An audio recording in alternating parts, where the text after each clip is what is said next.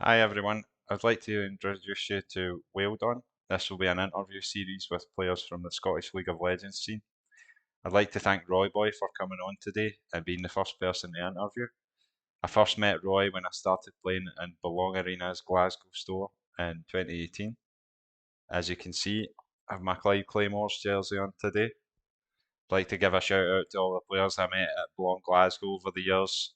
Shout out to Alpha, Leon, Morcant, No Fox Given, Pizza Ball, Patsy, Terrakil, and a special shout out for Uncle Ewan. Okay, Roy, what's your full name, your online handle, your age, and where did you grow up? So hi guys, I am Roy, as many people know, or Hmm. my full name is Chop Long Yong, and I am 23 years old. My IGN is Roi Boi, and obviously it kind of is kind of influenced by my first name Roy, and I kind of got that in primary school when like a bunch of kids would just call me Roi Boy when they were playing around in the playground, and it just stuck with me ever since. So. Uh, yeah, pretty simple, but I'm pretty happy with my IGN. Hmm. Uh, I'm 23 years old. I already said that right. But yeah, I grew up. I spent most of my life, like 90% of my life in Scotland, growing up here. So I consider myself pretty much full Scottish. Hmm. But I spent part of my childhood in Asia, which I'm pretty very privileged to have been able to witness that and experience that. Hmm. Yep. Yeah, definitely got the accent, that's for sure. Yeah. Thanks. So, Yeah. Roy, That's what people. sorry, on you go, mate. That's what people tell me when they look at my face. I think, oh, international student, and then when they hear me, I'm like, okay, this guy's a Glaswegian. Yeah, for sure. Full Ouija. Okay, Roy, Yeah. how did you find out about League of Legends? Well, I think it was actually high school. Um, I remember like I had this like two or three friends I would just hang around and play games with, Hmm. and then like they just kept nudging me about playing League of Legends because apparently it was like a very unique experience. So I was like, Hmm.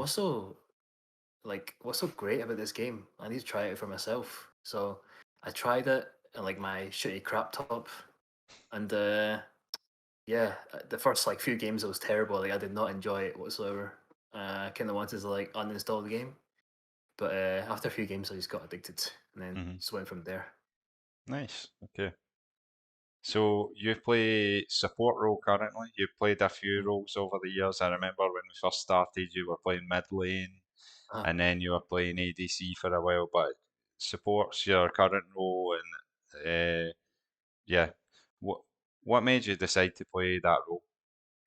um, obviously I played. I mean, three roles so far, I think, right? Hmm. Hmm. And I was just like when I started to get older, I started to like kind of uh, I tried to find ways where I could still enjoy the game Hmm. and not kind of have like burnout.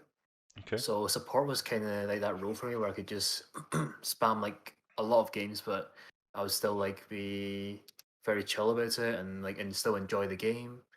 Compared to like AD or mid, where I feel like more pressure at times. Hmm. And I, yeah, I mean, certainly very chilled, spamming a lot of Lulu games for sure. Yeah, Jana maybe. I don't know. Jana. But you've expanded your support pool. You play lots of different things like Renata, Seraphine. What other champions do you like playing in support? Uh, well, there's a lot of picks actually. I would kind of describe myself as like an enchanter type, Hmm. like Trimby type of player, which I Hmm. would just like play enchanters. Similar to Patsy actually, his shampoo Yeah, is pretty similar to mine. I Patsy. kind of Yeah. took influence a little bit, yeah. Hmm. Janna, Seraphine, Lulu. I would like the pocket pick Sona, Soraka when I had to bring it out. Hmm. What else? Uh, yeah, I think there's like stuff that I did practice, but the opportunity wasn't right. Like Okay. Yumi, Tam Kench, Tam Kench. Yeah, I like remember. yeah, Yeah. yeah. Last season, Leona was actually my highest win rate in support, Okay. but Right. I Right. felt like when I played in comp, I Mhm. feel like it's more reliable to play like kind of like enchantery stuff, Mhm. compared to just like coin flip the game on playmakers. Yeah, it could have just Yeah, been the meta. Maybe enchanters felt yeah, better in the meta that time. hmm So yeah, but yeah, you obviously play a few different things. You play some mhm, engage, but yeah, enchanters have been the most prominent in your hmm champ pool. That especially recently, the games you've had, the success you've had in SEL and things like that. So yeah. Um, what made you decide to play WoW competitively? Well, I was always growing up. I was also always interested in sports. I Hmm. played for my primary school team, the B team. I played basketball. Basketball there. uh, Okay. Played basketball. Played for my uni team, my college team, and like I just was really interested in this like phenomenon of esports. Like, when I Hmm. first watched esports, actually, I remember turning it on. It was I remember vividly. It was a Team Liquid. Back then, it Okay. was a Team Curse. Oh yeah, yeah. That So was that long my ago. first. Yeah, that was my first like experience watching League. It was the NALCS. That Hmm. was when Piglet first Piglet. transferred to NA. Yeah, Yep. and then that was like everyone was so hyped. I was like, "Well, what's this hype around the player?" So I became a Piglet fan Hmm. and Curse fan, Team Liquid fan, and I just kept watching esports after that, and it really got me into like wanting to try out like for myself and teams and stuff. Hmm. So we obviously met in Belong in Glasgow, the Belong Arenas tournament. Like, how did you hear about that? Where was the first time that you heard about Belong Arenas? Well, actually, I remember this really well because it was just by chance we stumbled across Belong. Uh, it was January 8th, Okay. 2018. Right. I remember that because me and my friend Michael Hamza was going to see the new Insidious movie. It was Okay. Insidious Last Key. Right. Right. But then we went to Cineworld and we were dumbasses. We didn't book tickets, so they're like, "Oh, there's no space." So we're like, "What are we going to do?" So we walked around town, and then we saw this like gaming place like we've never seen before. Hmm. So we Hmm. walked in, and yeah, we got introduced to Belong. They let us try out a few games for free. They Hmm. told us about qualifiers. Yeah, so that led up to my first qualifier in spring, which is January 26th, which Hmm. is actually my birthday. That's why All I right. still remember it That's so mad. well. That's Yeah. wild, actually. So it was Mhm. almost like just through random chance that you stumbled across this. For we should mention to people that Belong used to be called Game. Was like one of the bigger high Oh, street game stores in the oh UK. yes. It Yeah. used to be so. This is how old I am. Back in the day, it used to be called Electronics Boutique, and I then it forgot got. about that actually. So I think they were two competing like game Mhm. stores like GameStop for people in North America. It's kind of like that. And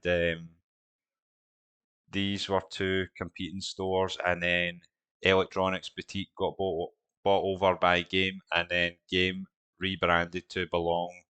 I don't know how many years ago, but maybe within the last 5 to 10 years, it was rebranded, and Belong became um, something like a game store, but also a cyber cafe attached to that. Yeah. Yeah. Yeah. So you, Hamza, and Michael randomly Mhm. stumble on Belong after Yeah. you forgot to put cinema Yeah. Yeah. tickets, Yeah. Yeah. What are the and that's how chances? your career started. Imagine if I bought tickets. We Yeah, I know never stumbled across Belong. But exactly. yeah. So what do you remember from your first seasons in Belong, or Uh, who was there at the time, or what do you remember from that? uh, my first seasons in Belong were actually pretty devastating actually because I wasn't very good back then. I was like gold, maybe Hmm. plat. I turned up to these qualifiers where I had like no business in even qualifying. But yeah, my first qualifier was obviously I told you the 26th of January, which is spring, Hmm. and I remember I went there with Hamza and Michael. Like Mhm. we didn't have a team, so we just You thought just like maybe we showed could up. find two players. You Yeah, three. Yeah. yeah. And then we met another friend of mine's, Adrian Riven there, and then we picked up. Maybe it was Brendan. No, it wasn't Brendan. It was some random. But I remember that qualifiers, especially because actually it was the first time I indirectly met Flashy. Okay. Like we made eye All right. Yeah. contact, but we never You spoke or never. whatever. But Yeah. Mhm. yeah, but he had like a Challenger Rumble teammate, and everyone was just like playing like Chinese whispers, like gossiping, and the arena was like 40 people, like Mhm. 35, 40 people, and the arena was packed. They were just saying, "Oh, have you seen that Challenger player, man? That team's got a Challenger player." And then that turned out to be Rust or Gavin, Russ. Yeah. I know him. and yeah, and Team Fire was also there. Mhm. Who Uh, was in Team Fire again? Can you remind us? Team Fire was Hoff top, Ewan mid, Uncle Ewan, Uncle uh, Ewan. Yeah. Jack Terracchio mid, Terrakil. Yeah. uh, Europe, Europe Europe. or Yeah. Europe, Mhm. Alistair, and then there was Patsy on Patsy. Yeah. support. Yeah, it's like the same core team, but it's one of the like most insane teams I've ever witnessed. Mhm. In front of me. But yeah, I went to that qualifiers, got absolutely shat on, got absolutely shat on. But I remember they offered that at that time they offered community passes, Okay. which is like even if you don't make the team, you can Mhm. come and play alongside the team in the arena, Okay. like just play games. Just You kind of pay a hang price, out obviously. and Yeah, yeah. just hang out. So I thought like, oh, maybe it's like good chance for me to maybe go there every week and try to improve. Mhm.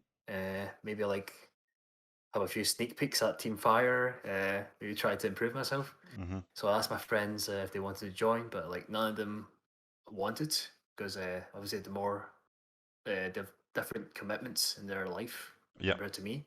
Yeah. So I would just go myself every week, play rank games very much, and try to improve by watching, like Mhm. sneakily watching Team Fire like behind my back. Yeah, So this was a time when you only had a laptop and it maybe wasn't the best for playing League of Legends. So Belong had quite a good setup, and yep, things were smoother, nicer. yeah. Maybe did peripherals and things like that. Good stuff. Everything was like a unique experience. It's like Mhm. when they say like when you try something for the first time, it Mhm. just feels amazing. Yeah. And that was what Belong was like. One, it wasn't 144 hertz monitors. It was like 60 back then. Yeah. It was. But Yeah. the Mhm. mouse, the keyboards, everything, I was used to playing with like crap. Like I used to play League on a laptop touchpad. Right. Oh, oh, with the So yeah, touchpad.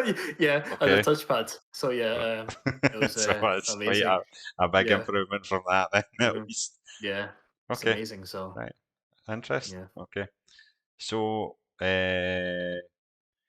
you mentioned that you played like basketball and things in school.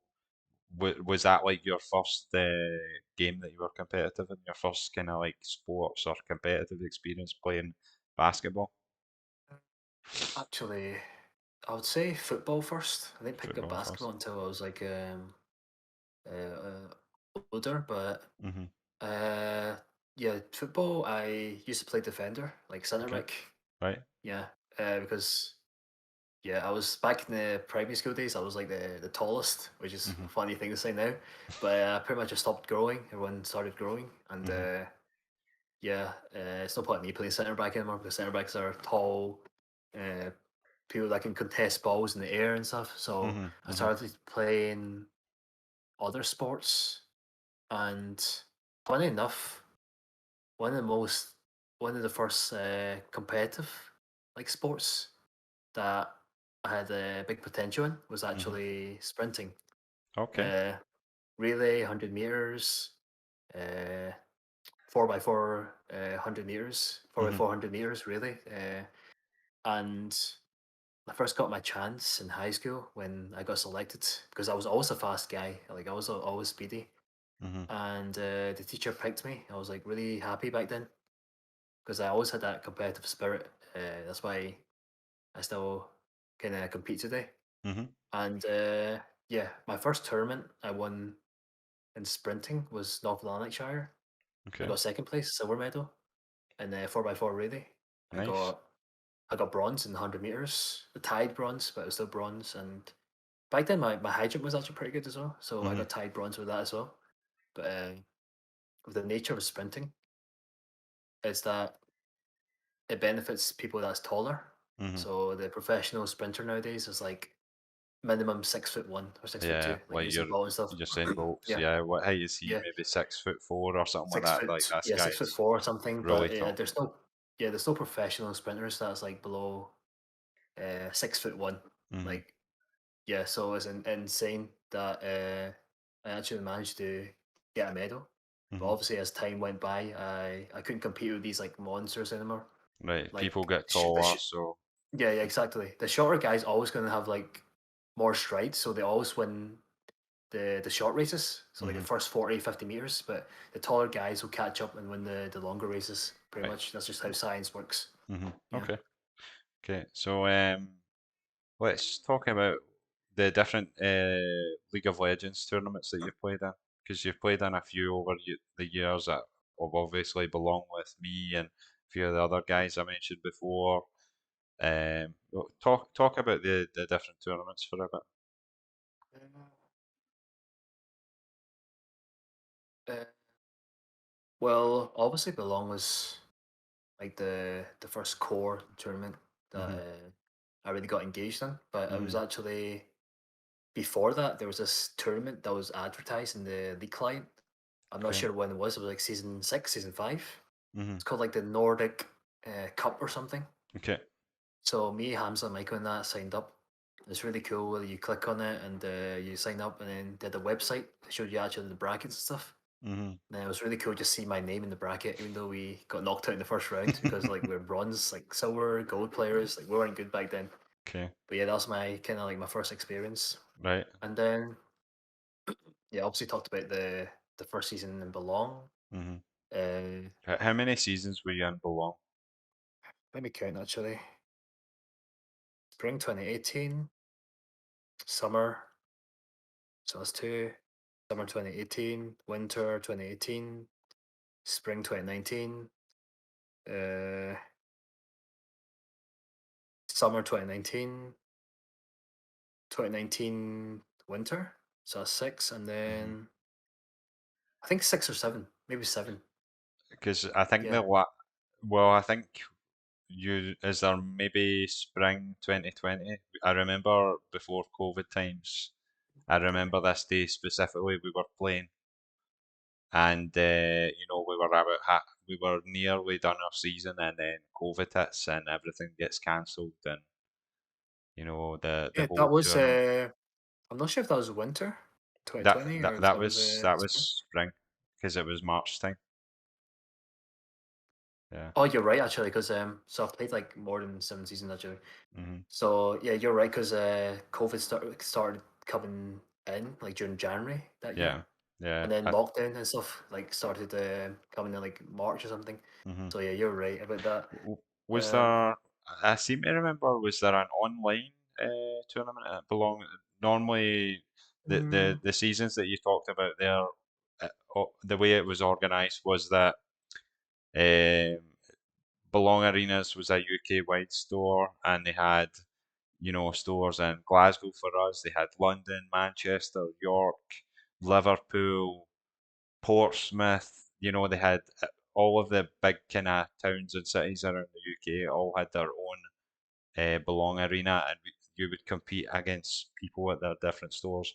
When yeah, exactly. COVID hit, there was like an online tournament, but that it kind of Yeah, I the remember the online tournament actually didn't feature a leak. Because I remember okay. talking to you about it Oh, back in the right, days. okay, right, right, Back right. then, I remember talking to you about it, and I think you actually spoke to Ian, which was like one of the The managers in Belong organizers, about yep, it. And then I don't think they were interested in leak okay, at the start. So okay. it might got implemented near the end, but yeah, at the But no, start there was no leak. There was no you leak you arena never cups on competed there. in that during lockdown or anything like that. There Nope, wasn't nope, any. nope. Okay, so yeah, so Belong was a big thing for you. Yep. We like, can you talk about maybe some of your highlights of being in Belong like during those seasons? But the first like few seasons, there wasn't actually any highlights because I would just go there and I'd get stumped in qualifiers, and then Mhm. I'd pretty much be on my own like every week, just trying to go to the community nights, Okay. improve on my own. Mhm. There's like before you, Morgan, uh, Martin, and all Martin. that came in. Yeah. Like that was like 2 or 3 seasons after. Mhm. But I remember summer was it summer? It was summer split in 2018. 2018 Mhm. summer split. So it was like second or third split. Mhm. Team Fire couldn't make it because they Okay. had holidays and everything. Yeah. So uh, Brendan, I met Brendan at that season, and then he was like, he had a team, and then basically whoever came to belong there at that point just qualified as a championship team because no Okay. one was there. Right. So I was like, I just like pretty much just talked to Brendan and like pretty much asked him to give me a chance, and Mhm. that's when I got like my first kind of real team experience. Okay. Yeah, that was like, but then I realized that the players were all like silver, bronze. Okay. They were like worse than me, so I had to pretty much try to like carry them, and just like internal conflict and stuff. Okay. Uh, it kind of didn't work out, so I kind of left at the start of the season, which was like one of the big regrets I have because I really wanted to play championship, Mhm. and it's kind of like been denied for me for a long time, not being Okay. able to play championship and tier one belong. So Mhm. yeah, um, And then afterwards, so what? So that was summer that was summer 2018. You said. 2018. Mhm. What about your next kind of big success, or like what was the Uh, next thing that comes to mind for you about being in Belong? 2018 winter, I Mhm. think it was. So the next split for belong. Mhm. That was the season I met you actually. Oh yeah, yeah. Met you. We got put in a team with Sansi, got put in Mhm. a team with Brendan, Connor. Like Connor, these are yeah, names that are like mutual to us. yeah. Lahine as But well.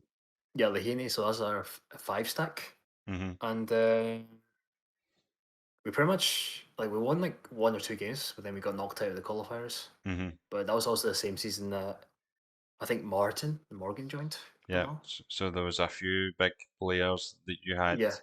Yeah, Team Fire with Hoff, Team Ewan, Fire as well. Yeah, Team Tarakio, Fire was there as well. Yeah. Patsy, Europe, who were Ah, very strong players at that time. Actually, yeah, I even think that they kind of put Glasgow, the Clyde Claymores on the map in the for Belong sure. Arenas Like tournament.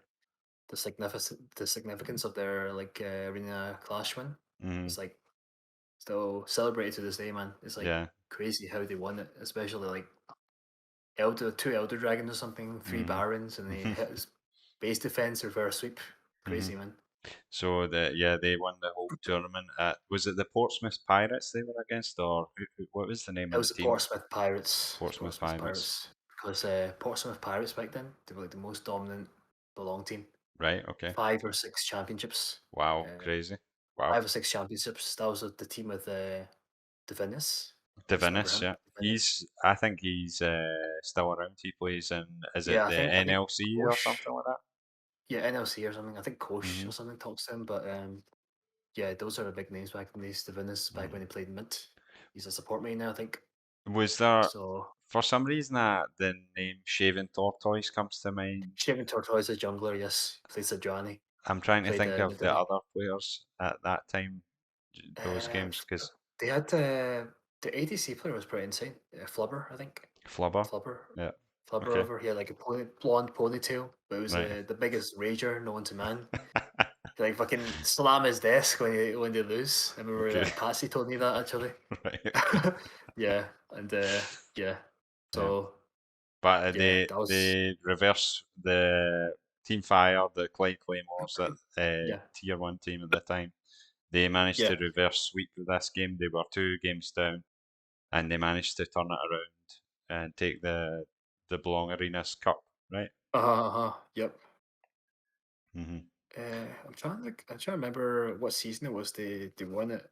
Let me check actually. So were you a sub for them at that point? Were you a sub for Team Fire, or did? Did they not have a sub? I was never like good enough to be a sub for like any team. I was like gold back then, man. Like no one would take Okay, their chances on me. right, okay. And remember that significance about Winter 2018. Mhm, Uh, that was when we got knocked out of qualifiers, mhm. and it was actually Morgan that like came up to me at the end. He was like, "Oh, dude, do you want to be our sub for like Okay. the challenger scene, Oh, the B so you team?" I were was like, the sub for the B team then? I "Yeah, see. yeah, I was the sub for a B team." And I was really happy because that was the first time someone actually kind of took their chances on me. And like even though I didn't Recognised you. play the Yeah. whole, yeah, even though I didn't play the whole split, I kind of just got to learn from watching games, Mhm. and yeah, I think they went to challenger finals that season, and then they got beat. So Ah, okay. yeah, yeah. Lucky. Okay, so it was still like a good experience for you. You got to see some things, have a bit more insight in how the competitive game is different from solo queue and things like that. Yep, yep, yep. Yeah. Yeah, And then was that so the following season after that, was that when we started playing together? I think because we met in the kind of qualifiers for the A and the B team. yeah, We started talking, and then we managed to form a team. yeah. I remember it was I messaged you in Discord or something, Hmm. and I think we just kind of bonded through music Yeah, or something. yeah, I think you had definitely. some kind of like your profile picture back in the day, so it was like some singer. I was like, oh, is that guy or something?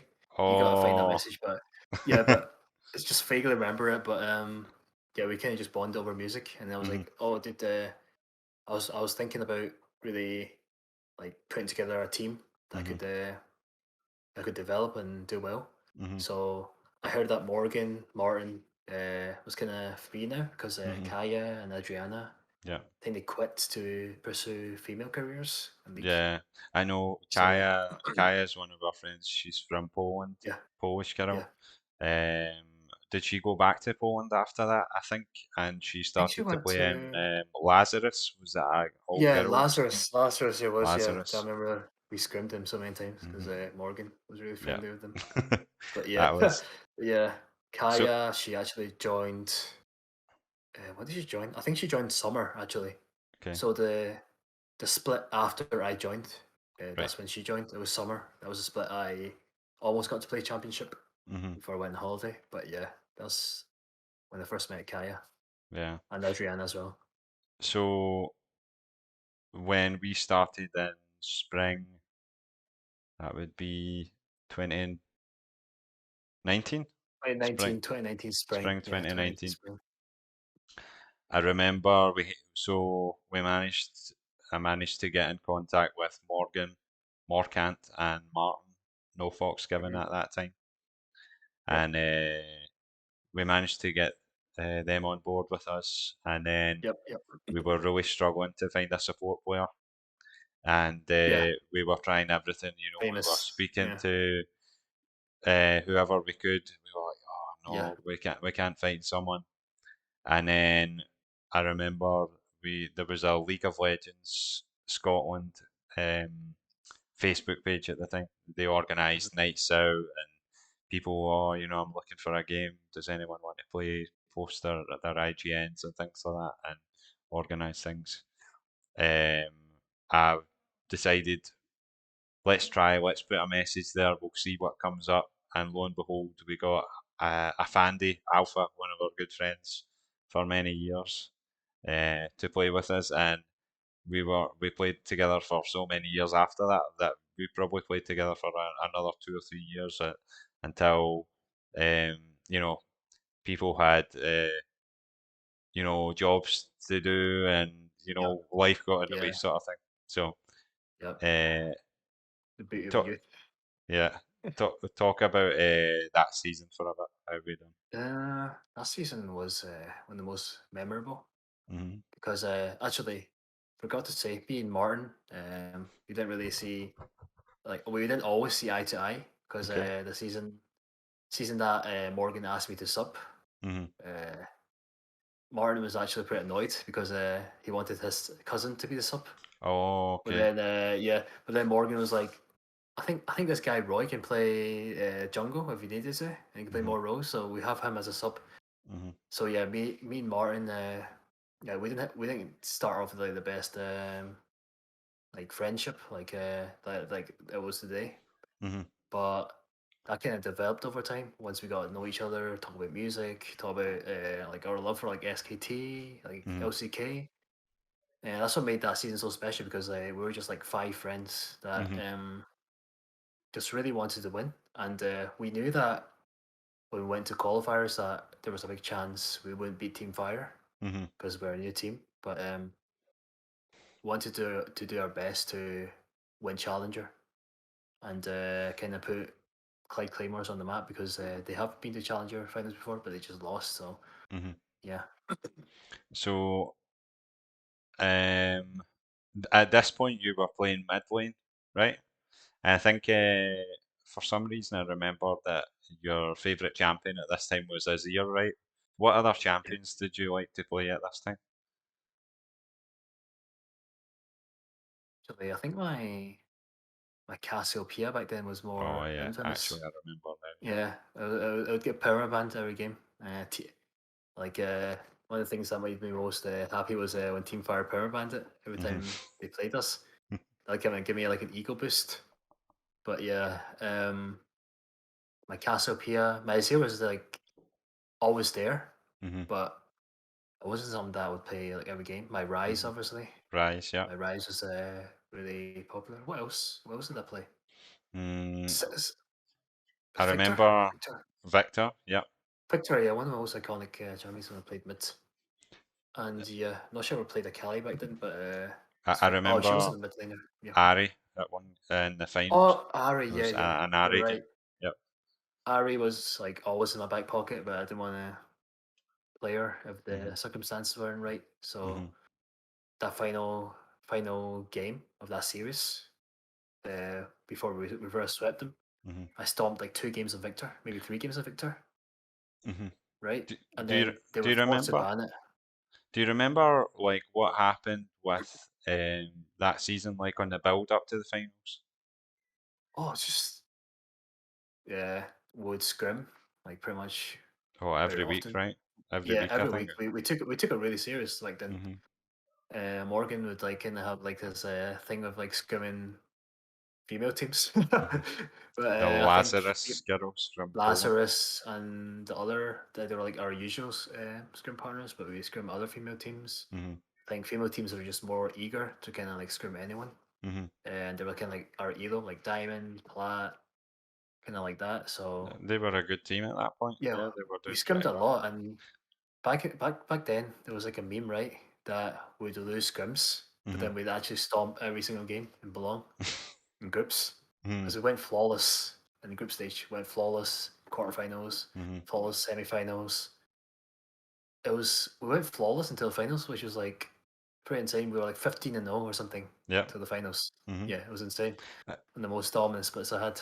Like, When I think about those scrims against the Lazarus girls, yep. I remember that, for a long time we would lose and lose and lose, and then eventually it flipped and we started to win more games. I remember specifically that we had a talk with the other guys, Morgan and Alpha, Martin, about some of the things that we were doing wrong, and we kind of started to kind of analyze like what we were doing rather than just playing games for the sake of playing games. That Yeah, for we sure. we Yeah, had we to did kind of take reviews and a stuff. step back and have a look at things and see, what keeps happening here. And I think we were it almost felt like we were almost trying too hard to make things happen rather than make a win, take a step back, okay, you know power up, buy items, come Yeah, back fresh, and then for sure. Yeah. make another advantage. We would maybe try and push Yeah. leads Well, too far. we lacked a lot of fundamentals back then. We were Hmm. just five solo queue players Yeah, exactly. that Yeah. put together, and like we didn't know a lot of these like fundamentals, Hmm. like oh, dragon timings. Like after Hmm. you do Drake, what's next? Hmm. And don't force fights for if the objectives are not there. Obviously, it was Hmm. like really clear, didn't do it, but Yeah. yeah, we didn't really have that, but we developed that through scrims, Mhm. and that's what made that season so special because I don't think had we not improved throughout scrims, we wouldn't Mhm. have done the reverse sweep, and because that reverse sweep was just down to how well we could like pick ourselves back up and adapt to Mhm. the situation, and in Definitely. draft phase especially, yeah, not Yeah. just in the game, just draft Mhm. to like win that series. So yeah, Mhm. I remember um in that in the it was the third game we or was it no maybe it was the last game. There was quite a key pick at that point. I think Jarvan was one of Morgan's strong champions at that time, yeah, and it was we it was your Jarvan top, right? It wasn't your Jarvan top? yeah. So Yeah. Morgan was really strong on Jarvan at the time, and Mm. I think the first two games that got banned out, and then the third game we managed to get it, and the fourth game we managed to get it. I don't remember what the the side selection was for us. If we got blue side 2 games in a row, which means that we got first pick. But I remember that we got Morgan, Jarvan 2 games in a row, and then on the last game, Olaf, right? Olaf. well, I think we thought that they might ban Jarvan on the last game, so Uh, we might have got blue side that game. So we decided to first pick it, and I would play it into whatever came up top lane. yeah, that's really smart actually. I remember Yeah. that. Yeah, then Morgan would just play for top, and Mhm. we'd get a lot of leads. Then I Mhm. would roam bot and kind of just TP back then. You could just TP anytime, so Mhm. I'll just TP bot, like create leads for like not using my TP, just Mhm. play waves and then just go bot and just get a triple kill. I Mhm. remember. But I But yeah, should probably say actually for clarity, because we know these people, but no one else knows these people. At that time, I was playing top lane. Morkant was our jungler, Morgan. You were playing mid lane. No Fox Given, Martin was playing AD carry, and then Afandi Alpha was playing support at that time for us. uh, Do you yeah. remember any of the players that we faced in the finals? I'm trying to remember some of the names. Let me think. S- was it CJ? Was CJ Shaw one of them? Was CJ it Shaw. CJ Shaw? I think it might be I CJ Shaw. recognise the name. CJ Shaw is actually a coach right now in He's a NLC, is he? manager or a A coach? I manager think he's or just a a coach? manager. But I vividly remember that because like he made a tweet Mm. after losing to us about Hmm. like retiring or something, All right, and okay. Morgan would just bring it up all the time. So uh, so yeah, I remember. I think he's one of the players that we played. I think he was support actually. Yeah, Right, okay. I'm trying to remember any of the other names. don't remember, but they were really good. Like they were like Yeah, they were five pretty diamond good players. players. Yeah, like Yeah. the like when people think about our season back in Challenger, Hmm. it wasn't all. It wasn't like gold players, silver players. It was like full diamond teams, like high plat full Hmm. diamond teams. The majority diamond players, and that's something that made our win like so significant. Like we Hmm. were able to like beat out these teams, go flawless into finals. Because that was the thing, right? Like, so maybe because there were so many different arenas, right, and some of these places, maybe in the big cities like London or Manchester, Liverpool, York or Glasgow or something like that, you tend to get like more people going. So generally, the standards of or the ranks of these people for entry would be higher. So in the big cities, you're more likely to find diamond players and so on. So I don't know if you remember what kind of range in the Challenger League were people like. Are we talking from maybe a few silvers to diamonds at that Uh, time? I think. Obviously, there was like the really bad teams. Like there was a few bad teams. Obviously, they were like Mm-hmm. gold, Mm-hmm. plat, Mm-hmm. but the majority of teams, like the teams at the mid table to the top, are Mm-hmm. all like diamond, high Mm-hmm. plat diamond. So Mm-hmm. like that winning that season, I wasn't like a walk in the park. Mm-hmm. Like it's really a challenge to face these teams. Yeah. Do you remember what rank we were at the time? I believe I was like platinum level. You're platinum. I think Morgan our whole and team was. I think our whole team was diamond actually. right. You Okay. were like high plat level, so Yeah. pretty Yeah. much all diamond back then. Okay. Okay. So that final matchup was that's why it was like so kind of close on paper because we're Mhm. all kind of like similar ranks. Mhm. Uh, Definitely. Yeah. yeah, yeah. Okay. And then so there was that team with me, Morcant, yourself mid, no Fox, Given, Martin, AD carry, Alpha, Afandi support. Um, what was the next season that you played after that? Like, did we play together again, or did the team change at the following season where we played? Actually, I remember after we won. Hmm. Obviously, after that, me and you won the 2v2 That's arena right. rifles. Yeah, like that wasn't no joke as well. Like we beat like a 35 man bracket or something Hmm. to win like 2v2. But we were playing AP Nasus. So my AP, famous AP, your cheese pick, AP Nasus. my famous AP Did you Nasus play came out. Soraka in that as well? Yeah, that's because they would ban my AP Nasus to be power banned. Yeah, So we play. I think it was Soraka, Syndra. You play Syndra, yeah, I was and a then big Syndra player. some games would be Varus. Varus as Uh, well, yeah. Varus and then Soraka. So Hmm. yeah, so we won, and I remember the prize money was actually like £5 more than Then a the split that challenger. the challenge that we won. That Yeah, was yeah. casted by like a chronicler, Oh, and Chronicler. Yeah. yeah, he casted yeah. Just to clarify, Chronicler is like a LCK. They go to like LCK caster now, and it's Yeah. like the world caster as well. So back then, like it was our first like I think for five of us it was our first like kind Yeah, of first big thing finals. on Hmm. stream. Hmm. I Hmm. think that kind of led to why we got like 2 game diffs, Hmm. uh, and we had to reverse it because everyone felt the pressure back then, The nerves of being on especially on stream. the being Hmm. on the stream. Yeah, Hmm. like it was like no Also, joke. there was Greyheart, who still streams the Belong Arenas. Greyheart as well, yeah. I Shout out to forgot, yeah, Greyheart. Greyheart. Yeah, Yeah, very, good very guy. known man in the scene.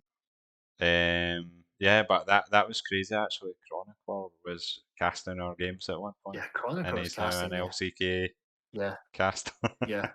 I still have the like, a file and the like Chronicle on it of this of him just like shoutcasting me, Yeah, like casting me, and him saying like Roy Boy you were is MVP, our right? I was MVP, yeah, That's right. for that series. Yeah. But yeah, I still remember that series like 5 man to zeros, Hmm. Arby flash charms. Just like I felt really on top back then. It's like maybe Hmm. my prime, maybe. Yeah, it was a good series for sure for you. So after the 2v2 tournament and things like that, do you remember what team you played with next? Because I remember one season you were on holiday and we kind Uh, of put together a team. But when did you that resume? was What team did we have when you resumed? that was that was the team you're talking about was straight after we won spring. Hmm. Hmm. It was summer. I remember that. That's why I had to go on holiday. Hmm. Because I already booked tickets. I didn't know if I was playing or not. And then you guys got Terrakio, Jack, Team Fire Hmm. player to replace me for that split. Hmm. And also, you guys made championship that season, so tier Hmm. one belong because no one was going, and Team Fire couldn't make it except Hmm. Jack. So, so yeah, you guys played without me, and you guys were actually the favorites to win that season. I remember the Hmm. caster was saying, but yeah, So just we had the same team except we had Terrakio mid instead of Terrakio. yourself. Is that Yeah, right? Yeah. but then Terrakio couldn't make some games, a lot of games, so you had to fill in mid with your like Oh yeah. 70% win rate, six. I remember your Yeah. six was infamous Oh, back then. Mazix. Yeah, your six was infamous back then, Yeah, so we the had to other fill you mid. player that we had at that time was one of Martin's friends, Yeah, Dan. I that's can't. Dan or something. What Yes. was his in-game name again? I don't quite remember. I don't remember. I just remember him being Lysandra. I mean, just Yeah, played he Lysandra. played But Lysandra. We would yeah, swap mid and top, right, depending yeah, if we had to sub him in. yeah. But yeah, I was really sad watching Hmm. you guys lose that series because Greyheart said that you guys were the favorites, and I also believe you guys were the favorites back Hmm. then. And I, to get like to lose that quarterfinals, like the way you guys did, especially with Elite, it was mhm. just kind of sad. I think some of the players that we faced at that time, there was Regan. Just Um, There's like a pro Uh, player as well. There's like the ex Unicorns of Love ADC. Do you know what I'm talking about? oh, Vardags. We played against Vardags Vardags, before. Yeah, Vardags, we yeah, won against Vardags, Vardags, yeah, yeah. European player. Martin would brag about it all the time back then.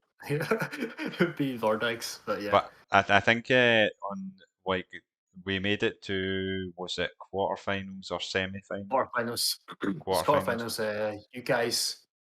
You guys should have won that series. Hmm. I think if you actually that team, the significance about that was that that team that beat you guys went on to win the whole thing, and you Okay. guys were up like big leads every single game. But Hmm. then obviously we like the joke in our team was that we had like a 15 minutes after timer Uh-huh. where we'd just like throw away leads and stuff. Things would So fall apart. yeah, times to fall apart. But So yeah, it was kind of sad. so but there was some good players in that team. I seem to remember Precision was the top laner. I don't know if Precision, he yeah, done anything afterwards, but Regan was a known player. I I think he remember was Regan. a Yeah, support in maybe UKLC or UKEL, yeah, maybe NLC, one of these leagues. I'm trying to remember some of the other names. I remember Regan specifically was yeah. someone who made it, Man, who went beyond true. A belong. lot of players came from Belong, man. A lot of Hmm. UK LC. Belong did a really good job in developing UK talent, Hmm. where there was like no structure to develop them Yeah, previously for to sure. recently. Yeah, so there's a lot of players that actually came from Hmm. Belong. I remember. Uh, who else? And then like the season, so we lost in was it quarters or semi-finals? You said It was quarterfinals. quarterfinals. I remember that. Yeah, Okay. because it Do, was yeah. what was the next team that you played in? Uh, the next team was obviously I played Nuel. I forgot to mention I played Nuel. Oh yeah, yeah, of course. But Yeah, you kind of actually, done these side by side, right? So it would be. yeah, at the side by side, it was online, so I was always available for that. But um, I was one of the founding fathers of the Caledonian league team. Hmm. I think I may be the first person to ask about it before they set it up. But Hmm. at that time, I was like, I wasn't confident in myself in being the captain or like the first captain. Hmm. So yeah, someone else took the captain, but then uh, he wasn't very good. He was like silver or something. So Hmm. yeah, I played in the first nil team, the first ever nil team for Caledonian. Hmm. Uh, we didn't do too hot, but then two or three splits after, I think we Morgan joined. Hmm. I didn't know he was a part of Cali, but he told me in one of our belong sessions. So I think I think I invited him and Zanzi and Kaya Hmm. to the to the society Discord because they didn't know it was a thing. They didn't know there was an esports society there. Hmm. So I invited him, and obviously Morgan, he wanted to be the captain. He was a captain caliber, Hmm. kind of outspoken type of guy, Hmm. like hype man maybe, Hype but man for sure. a hype man, yeah. But yeah, a good player back then as well. Hmm. So yeah, we would play new seasons. We did pretty good actually. Like one split we did. Our record was like 9-5 or something. Hmm. 9 wins, 5 losses. We'd finish like top 40 out of like 230 unis. So that That's was pretty good. insane back then. Yeah, Yeah, and obviously I've achieved probably higher peaks, but yeah. yeah, back then it was insane. A lot of talent in these leagues as well, and the Nuel and NSC leagues. A lot of these players, they do 2 or 3 tournaments together, like Belong, Yeah, of Nuel, course. other Yeah, things, of course. Yeah, UKEL. there's like really monster teams, and no. Hmm. Uh, obviously, I was going to speak about this later, but it's this team Sam J. Oh, Sam Sam J, J, yeah, very known famous player. player. Yeah, Hmm. very known player. Wins Belong, wins NSE, like a lot of seasons, every season, Hmm. and like one of the top universities in UK. And Hmm. actually got my ass handed to me in the Belong finals uh, that I made. So yeah. The Sam J, was he in UKLC, UKEL? I'm not sure. NLC of any of these? I I thought don't he might have really been. think he's definitely good enough Mhm. to play. Now he's definitely a caliber player and Mhm. got the requirements as well. But never really looked into these things. I just kind of hear from people. Just You like know he was a good if I player. yeah, I knew he was a good player. I mean, he beat me in finals. He was casted by Namira. Mhm. Yeah, I And still remember belong that. this was. This was belong. It was Yeah. yeah. This was the Arena Cup. It was the Cup Belong Arena Clash after COVID. So Okay. when lockdown wasn't a thing anymore, everyone could go out. That was the first Arena Cup, and it was significant to me because it was the first time I actually played Tier One Belong Mhm. tournaments. Because I've been denied like so many times by Teamfire, Mhm. not being able to make championship. So to finally make it that season, it felt amazing. And Mhm. never mind to make it to the finals. It was just like all those years, I felt like pain and improvement just paid off. I felt like it was justified. Mhm. And so the final season before that one, we had we had a new team at that point. Morgan decided that he wanted to take a break from league, and also Yeah, Morgan. Martin decided Uh, to take a break. No Fox no, Kevin Martin didn't take a break. Morgan was took a this break because more. Morgan was really burnt out, and Well, obviously had like this was right after the season that we won the championship, or was it? Was there? no, this Oh, was was this after the after season. you went on After you guys holiday? crashed out at core, yeah, Yeah. after I was on holiday, I came back and the context was that um, Team Fire would be playing again, Mhm. and obviously, what are our chances to kind of qualify against them? Uh, Mhm. and I think like Morgan was kind of burnt out, and that we had to like start everything from scratch again. Mhm. So we weren't doing too great in scrims Mhm. either. So he just kind of decided to take a break, which is understandable. Mhm. So but I wasn't done with like competition yet, so I spoke to you, Martin, Alpha. You guys all wanted to play, Yep. and I had to convince Martin, really, really convince him, Mhm. because he's just like a whatever kind of guy. But He kind of liked the team that we had, but again, yeah, yeah, some he people, had a good friendship with Morgan. But yeah, they were good friends. yeah, but I really wanted to play, so I spoke to Flashy at that time actually on Mhm. Facebook. And, Actually, we should talk about Flashy for a bit. So you huh, obviously you knew he was a player. He played at Belong in the first season qualifiers that you played in, but you never really got talking to Flashy yep. Slashy or Paul, as he's known, until your university Oh yeah, yeah. The society university night out, tournament, right? yeah. You had So like Saturday a night, yeah. I was the events manager at that time. So we'd Mm, set up like bi-monthly, like League of Legends themed tournaments that we mhm, could all gather together and play in. And Flashy would come along with his friends because we didn't have enough numbers. And yeah, Flashy he was just always present in everything back then. If it's Scottish, he'll be there. mhm, And I met him, and we instantly kind of bonded. He told me about ESL. He played ESL. Remember that? He mhm. played Esports Scotland, SEL. He also won Resonate back then, which is like Resonate, one of yeah. the tournaments, gaming Mhm, tournaments. So Flashy's been around for a long time. He's like one of the true OG veterans, and mhm, out of everybody like we kind of know. mhm. So yeah, yeah, Um, definitely having so some fire. so you meet Paul Flashy Slashy at your university night out, Yep. and then for that season, Morgan's dropped out because he wanted a break from the game. Um, who did who did we get to replace Morgan? Do you remember? Uh, I I found out about this guy called Sexy Back, I think. Yes, Scott Sexy Back, yes, that's it. I couldn't remember famous his name. Sexy Back. He joined my university society. Mhm, He said it was like diamond level and stuff, and saw that he was friends with Alpha and Flashy, mhm, Paul. So I started messaging Flashy, like, "What's the deal with this guy? Is he good?" And mhm, Flashy basically told me that, yeah, he's good, but he's kind of like a solo queue player. mhm, Like he would build like full lethality and Lee Sin mhm, and stuff.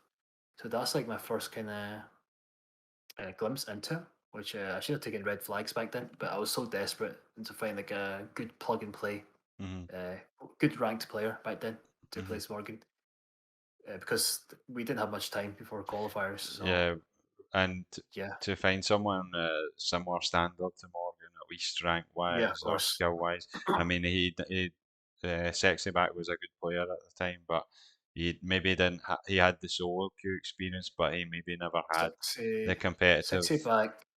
side. Yeah, sexy back was good mechanically. There's no denying that, but he's one of the like mentally. I think in game, mentally, he didn't have the best mental in game, Mhm. and he would kind of tilt really easily. Teammates' mistakes, Mhm. and that he expected everything to be perfect, which is kind of weird because like you're not like a challenger player, or Mhm. like why would you expect things to be perfect if you're not an SKT, Mhm. where things aren't even perfect over there. Mhm. So yeah, we got him, and we got. I asked Paul to be the sub because I always thought Paul was a good player. Like Mhm. my biggest regret back then was not asking him to be the first choice. Okay. But But I think Paul, well, you mentioned that he was always involved in a yeah, lot of the different Scottish scenes. I think he was quite into Smash Bros at the time or something like that, right? oh So yeah, he maybe um, wasn't he took a break. available. He did take a break. Yeah, he took a break. That's why I kind of made my final decision to go with to ask sexy back Hmm.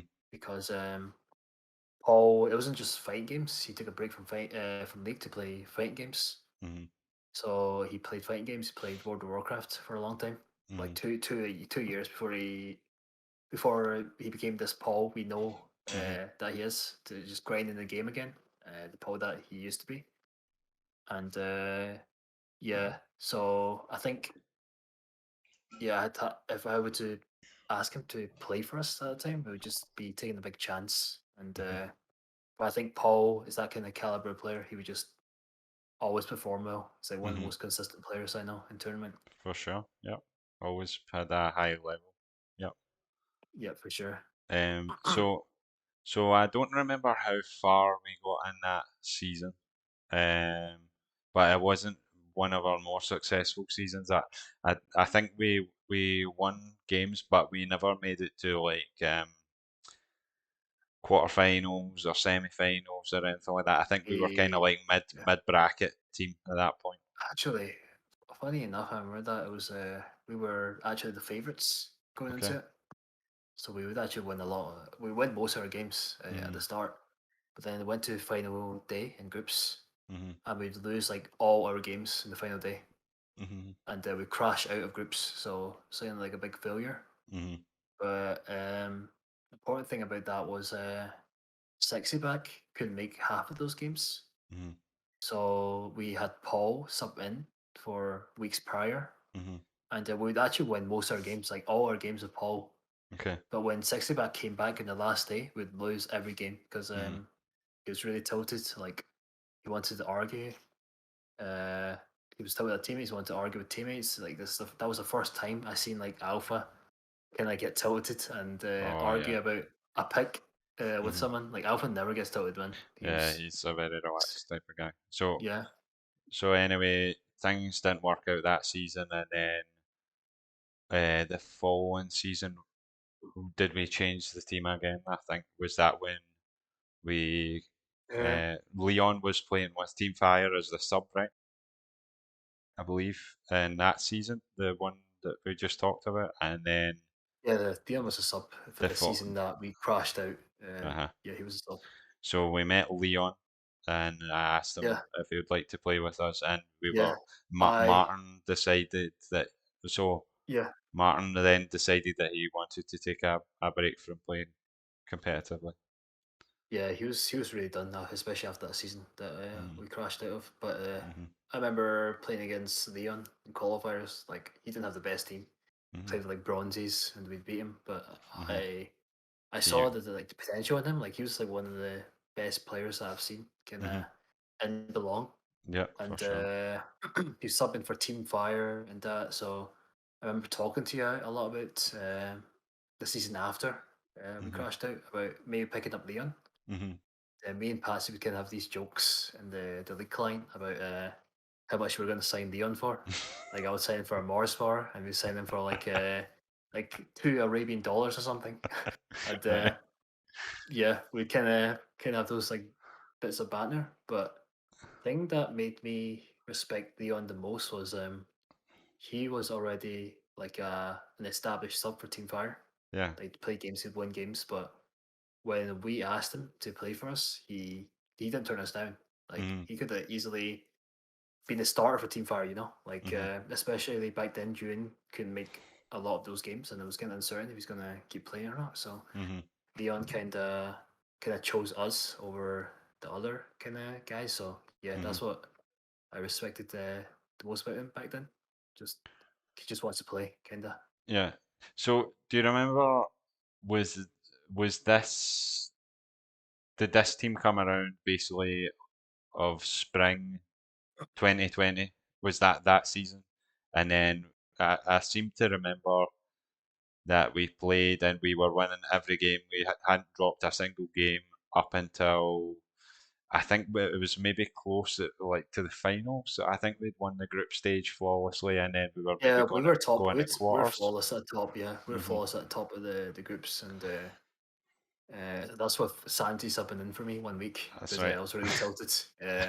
So because I rage quitted, kind of. Well, I kind Mhm. of took a break from league after we lost this scrim versus Kosh, Sophie, PB, Eric. Mm. Oh, this Like is we were, your university team, right? yeah, we were used to like beating their ass like every time we scrimmed against them. Because back then, Kosh wasn't like the master coach that he was. He was like Mhm. a plat player, like a high plat player, trying to achieve diamond. Mhm. And the other players, they were good, but they weren't kind of. I didn't believe they were our level. So They weren't when we competitive lost, players really. They were solo queue kind of players, so yeah, they hadn't figured out how competitive plays differently. yeah. So when we lost against them, I just felt really kind of bad, which is kind of wrong for me to look back at, kind of realize. But Mhm. took a 1 week break since he came in. I took a breather. He got an unofficial pentakill, I think, in the That's games by right. Nico. He, he he will never stop bragging about that. He will always tell me about that. And he got an official penta, and Mhm. yeah, it's a great season. I think we could have definitely won everything. So it gets to like quarterfinals, and then by this point, COVID hits and the full tournament gets cancelled, right? Yeah, Yeah. So yeah, I remember over the lockdowns there wasn't any tournaments, even online things. The only thing that I remember playing kind of competitively at this point was the in-game client clash, right? And I yeah. think how many did we win I with think we won four that or team? five, That was five, a, five. that that was a Wait, very no, wait. strong team. We won three with them. I think we won Hmm. three with Leon and Callum and that. Hmm. Oh, wait, we forgot to mention about Callum. Yeah, pizza How ball. we picked him up. Yeah, how we Yeah, picked him up. how Yeah. did we find him? Uh, so we formed together the core four of me, you, Leon, and Alpha. Hmm. Uh, and we were looking for an AD. And we tried to do the Alpha strat again, where we go on Facebook. That's Maybe we'll right. find the ADC of Alpha, Alpha of ADC, and Yeah. we couldn't find anyone. So Alpha was like, you know what, I got this friend. He plays a lot of League, Hmm. and maybe I'll just invite him. And then he turned up to qualifiers. You know, it's just pizza ball. Yeah. Like Pizza just ball. turned up to qualifiers. Yeah, he was like a Heimerdinger kind of. It's like a support Heimerdinger brand player back then. Right. Okay. He was like diamond, like I think it was diamond, low diamonds maybe back then. But he Hmm. was good enough. He was Yeah. really good player. Yeah. When I think did Pizza Ball or Callum was he friends with Alpha from college or Yeah, something like that? I they think were friends. It wasn't college. It was or I think university maybe. I I don't quite think did remember. Callum. I'm pretty sure they were classmates in Strathclyde. I'm not sure if it's Oh, Strathclyde or okay. Glasgow Uni, maybe Glasgow Uni. Right. But Alpha dropped out the course, and yeah, Callum was still there, so Okay. that's how they met. And yeah, they played the league, met there. Hmm. So let me have a think now. Lockdowns happening, and then when what was the next tournament you remember after that? Was that um, Yeah. SEL maybe? That was so The SEL is the Scottish Esports League. it was side by side. I did Okay. two tournaments at that time. It was Arena Clash, Okay. Yeah. This is. Arena Cup. It was after COVID. Arena Cup and SEL. Mm, The that SEL so team was me and you, obviously, but yeah. The Arena Cup was like different. So the in the Arena Cup is where you mentioned Sam J before. Yep. Uh, MJ. where you made it to quarterfinals or was it finals and then We made it all to the finals. Yeah. yeah Sam To J was the final yeah, boss and you lost the yeah. He game. was the final boss. Yeah, he was Hmm. the one that kind of made a difference that game Hmm. because we kind of create leads and like my PC, the Belong PCs were really bad back then. Hmm. Like Belong was kind of dying back then, so Hmm. like the ping was like 200 sometimes. It was spiked to Okay. 200. My PC randomly died like at a certain point, so we had to pause sometimes in that game. But Right. it's kind of no excuse because they for sure were the better team. Like Hmm. Sam J, he was just give the guy an inch, he'll capitalize on the mistakes and do like cleanups. Hmm. Uh, Do that's you what re- do, happened. do you remember any of the other players in Sam J's team? I remember his top laner. He's also a very good top laner. It was basically his uni team. Okay. They So you'd his seen uni them in team, the Nuel before, like they had a yeah, strong his uni team. team is infamous for winning NSE. Okay. Um, so they do belong, and then they won that. And I remember actually I faced his top laner Hmm. in the 1v1 belong tournament Okay. where me and Chrissy went to 1v1 belong tournament, and Hmm. it's basically my AP NASA's again. Hmm. It was a 35-man bracket or something, and Hmm. I made top five. I think Chrissy lost to this guy called like Jambo or something, kind of Hmm. like another kind of one of those meme players in the scene. But Hmm. Chrissy lost to him. I went top five. I He beat me with like the skin of his teeth, like 1 HP. I'm Right. still like kind of. I still remember that. He was playing Darius. He's an infamous Darius one trick. Hmm. So yeah, he beat me, and he's one of the only players that I remember from that team. Him and Sam J, Hmm. because And their bot lane was subpar to us, I think. yeah. And then SEL. This is SEL 4, is that? SL4, yeah, I think we got SL4. Yeah, And who it's was the in your one. team at that point? So it was supposed to be me, you, Flashy, Hmm. Majestical.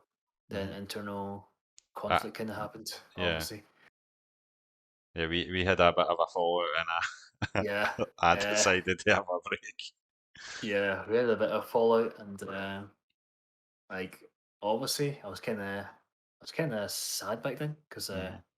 felt like this was our chance to like kind of make a LAN that Hmm. we wanted to make all this time. But yeah, you had to follow with Majestical, and Hmm. I was like, yeah, I think Majestical wasn't in the best form of his life back then. But Hmm. like some stuff that uh, I felt like I had to kind of stand up for him, kind of Hmm. in a way, which I kind of could. led to me and you falling out. Yeah. And then, but obviously we're friends, so we kind Yeah. of We're made up still like friends to a this. bit. Yeah, we just make up like a while after because we known Yeah. each other for a while. So Yeah, Chris is a nice guy. I still get on with Chris, but at that yeah, time, it was lockdown time. Playing the game too much, yeah, of and I course, just blew my fuse. relying on the game. Yeah, Yeah, nothing to look forward to. yeah, A lot of problems. I had that too. So yeah, yeah. um, so Can you yeah, talk about that the SEL 4 tournament? SL4 tournament is rough, man. So actually, when I left the team, who replaced me? When you left the team, we looked everywhere, I think. Then I was like, all right, guys, give me like a few days. Let me try message Kosh. Hmm.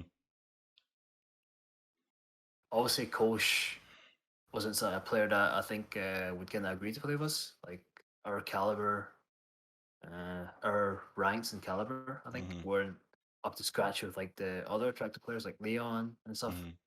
So I was like, Coach, I'll give you all my prize money if you play with us.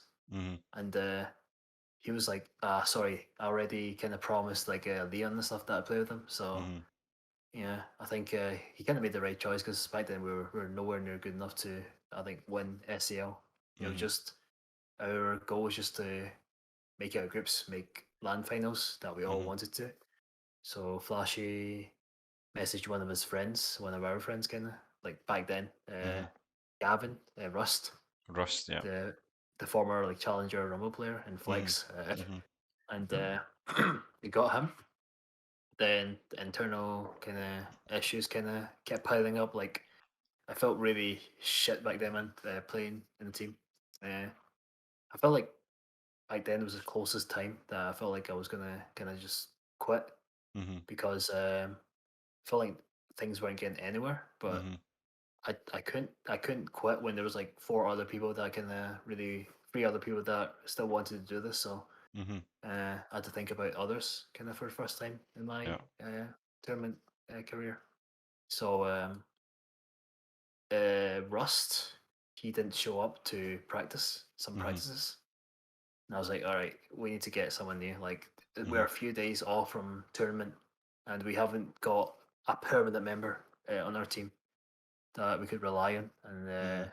so I asked Chris G. I was like, we had this mutual friend, Alex, who's like an insane Akali player, Mhm.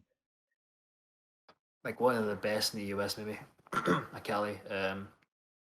I asked Chris G if he could ask him for me, Mhm. and then Chris G was like, you sure you don't want me to play? You sure you don't want to give me a chance?" And Mhm. I was like, you know what? Like back then, like no one gave me a chance, like for teams and stuff. And I kind of saw a little bit of myself in Christie, Mhm. especially after all those like games we kind of do together. I knew that he would kind of be like a diamond player when I Mhm. saw him playing gold and plat. So Mhm. I was like, you know what? It's kind of time for him to be given the chance to play. I think he can turn out to be an insane player. Mhm. So I was like, you know what? Just get Chris G on board and give him the chance. And Mhm. he really proved that he deserved the chance and turned out to be a player that he is today. Definitely. Definitely. They're known for his Akali, his Yeah, Victor. it's a Cali. Mhm. Good player. Yeah. Definitely a great Funny, player. funny thing is, like when I played with those were like kind of like my signature champions, Mhm. but it was like not related whatsoever. Between him picking up those champions, was just I think it's just Chris G things. It's just I see a champion that looks fun, I play. Mhm. So yeah, that's just him. And So, SEL4, there was your team, and you signed with Skelp at this point, right? yeah, aside of Scalp, yeah, What other teams were around? Do you remember some of the other players, the Dead other teams? again. That went Dead on to again. win it. Mm. Leon, Callum, yeah, Leon, Callum, Sophie, Patsy, Craney, I think. Yeah. And there was Kosh a and Coach as well. Sorry, yeah, Coach Ewan as as well. well, right? Ewan Yeah, was you in and that. the other big team. Hmm. And then there was like that Pro Lima team. There was like two other Was like plat teams. I this think the coin flip coalition? Great, coalitions. great Yeah, name, by the way. I love that name. one of the best names ever in It's one Scottish of the history. best names for Yeah, sure. yeah. And then what's the Uh, other team? There's like one other like platish gold team. hmm, I'm trying to remember. I don't remember what was some of the names on these other teams. So you had Proluma, Falking, How do you remember that? Yeah, Pro Lima and Falcon. I know some of these names. Plop the Fat Boy, was Plop the Fat Boy on one of these Maybe it was on teams? the other team. Yeah, Was he it was on the maybe another on the team? other team. Yeah, but yeah, I'm trying to remember. yeah, but yeah, it was looking back, like people thought that we would kind of make finals easily, but Hmm. it wasn't that case for us, especially like obviously we're playing against like full plat teams or like Hmm. plat gold teams Hmm. that were kind of fighting for a spot out of groups, but we back then our level was kind of like that. Like Alpha wasn't like the diamond Alpha like he used to be. He's like Hmm. plat. Chris She was like plat. Chris the other Chris Middling or Majestical. He was like gold. Paul wasn't diamond back then; he was like gold as well. But we hmm all kind of believed we had that kind of level to make it out of groups hmm and make finals. So So yeah, I have it was a tough games, but we made it. yeah, I have some of the names here. So from that time, SEL four, you had Dead Again team that has Kolsch, Leon, Craney, Patsy, Pizza Ball, Sofa, and Ewan. And then you have the Skelp team, which is Chris G, Flashy Slashy, Majestical, Roi Boi, Afandi. Then you had the Stirling Gaming Society, Oh, Sterling Gaming uh, Society. That was a Coffee in My Ass, Shaky Jakey, oh, Zillion, Shaky Jakey, of course. Zillion Shaky Fangirl, Jakey. Win Genius, and Synthesis, I think was the other name. Oh, Then so those were the I, players. I I see. don't remember the name of this team, but I have Darkfire, JJK, D Ward 94, PMG Win, Dead Memes 01, Yellow Bacon, and then my favourite name in the whole tournament, the Coin Flip Coalition. You had Cameron, Luba. Plop the Fat Boy, Pro Luma, Falking, and JJZ or JJZ. I don't know what it goes by. So that was all of the teams in SEL4. Yeah, that So was. you played that tournament, and what was the result for Skelp in that tournament? We went 2-1 in groups, I think, hmm which is significant because I felt like I was really, really like my comfort zone back then. Like hmm obviously things kind of didn't work out the way it was. Like we had a lot of team problems, roster problems, hmm but I felt really confident back then. Like one of my most confident phases when I was playing ADC. Like hmm I remember the first two games I played, the first two wins. I got back to back Flame Horizons, hmm uh, which is kind of one of the memes with me. But I got back to back Flame Horizons, and then when we played Dead again, hmm me and Paul had to both go to Belong to play Dead again, and Belong was dying back then. hmm The computers were spiking up to 200 ping, and Oof. then my PC would randomly die. The PCs would randomly die back then. Like Ian was trying to help me out back then, but PCs would randomly die. So when I played Dead again, my PC died, and pretty much AFK'd for like 25 minutes of the game. Came back, got Flame Horizon by Sophie, and yeah, I couldn't play the game, but yeah, we had Chris G Timo as well back then in that hmm game. Yeah, And then after this, was there any? That I don't think there was many tournaments after SEL4. Dead Again won the tournament. I think actually in the finals, Majestical was sick, right? He wasn't health able. emergency, some Yeah, allergy, I think.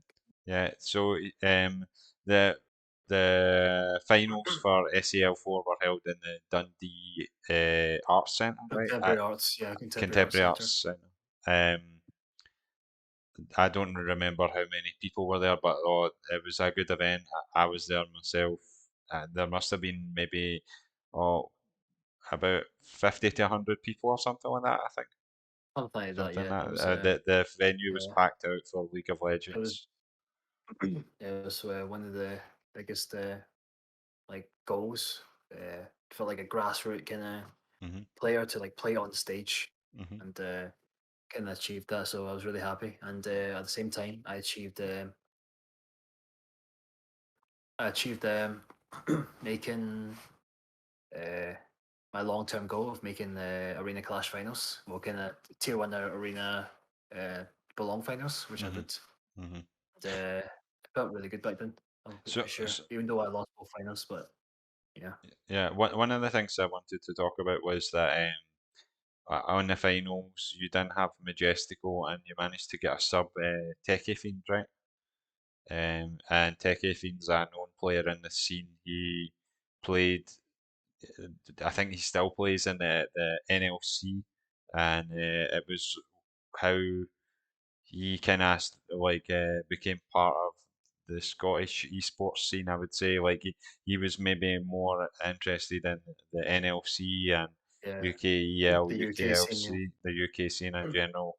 And I think after that he started to be more interested in the Scottish scene that started to pick up around that time. So, moving on after SEL4, um, what tournaments did you play after that? Oh, after those two tournaments, I was fucking, I was really kind of devastated. Like Mm-hmm, the two finals that we made back-to-back finals, and we couldn't even take one game of any of these teams. So I was like, maybe I should just take a break. mm-hmm. And You took my a break. parents would ask, yeah, my parents were asking to go on holiday, and there was nothing up. So I was like, you know what, I need time to kind of clear my mind. Mm-hmm, Uh, Especially with COVID and all that happened during that time. It was like one of the mm-hmm. roughest times in my life. For sure, Um, a rough time for a lot of people. A yeah, very yeah, big change in terms of yeah, what was normal, what people could do. yeah. Definitely, yeah. Especially the problems that I faced back then, which kind of sensitive. I won't talk about here, but Mm-hmm, yeah, yeah. I kind of decided to take a break, but not before I had like a last shot at the university scene, NSE.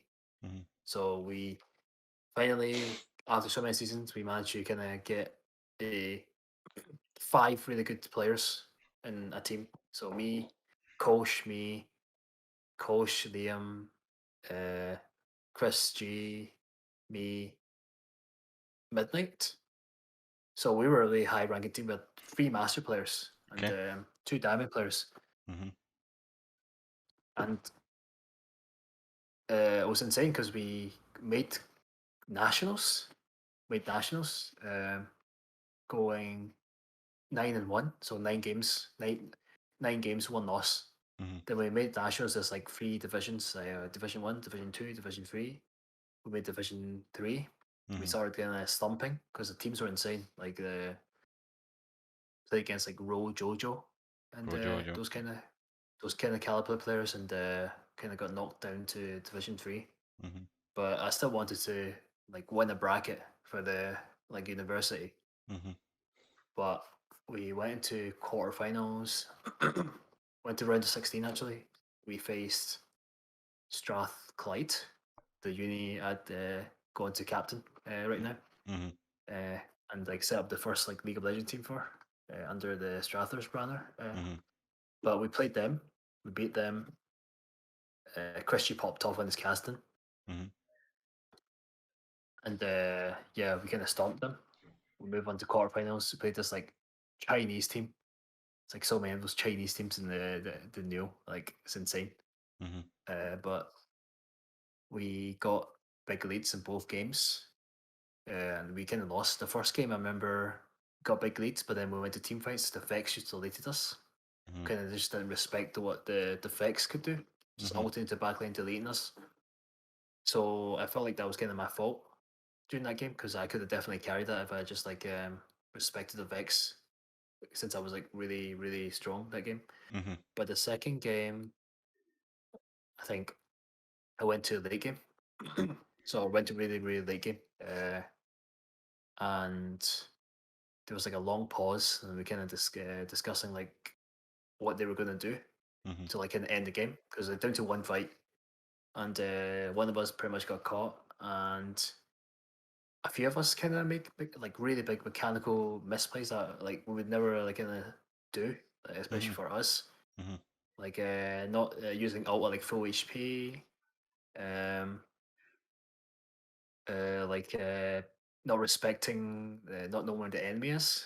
mm-hmm. One of us just got caught at the end, and then pretty much just ended it there, which is kind Okay. of sad because I was kind of popping off that game. It was like 9-2 or something, Mm-hmm, like 10 CS per minute. But if I had carried that first game, I wouldn't we wouldn't have been kind of at that like second game state. mm-hmm, So kind of a lot to I have to take a lot of the blame as well. I can't just like blame other players for that. mm-hmm.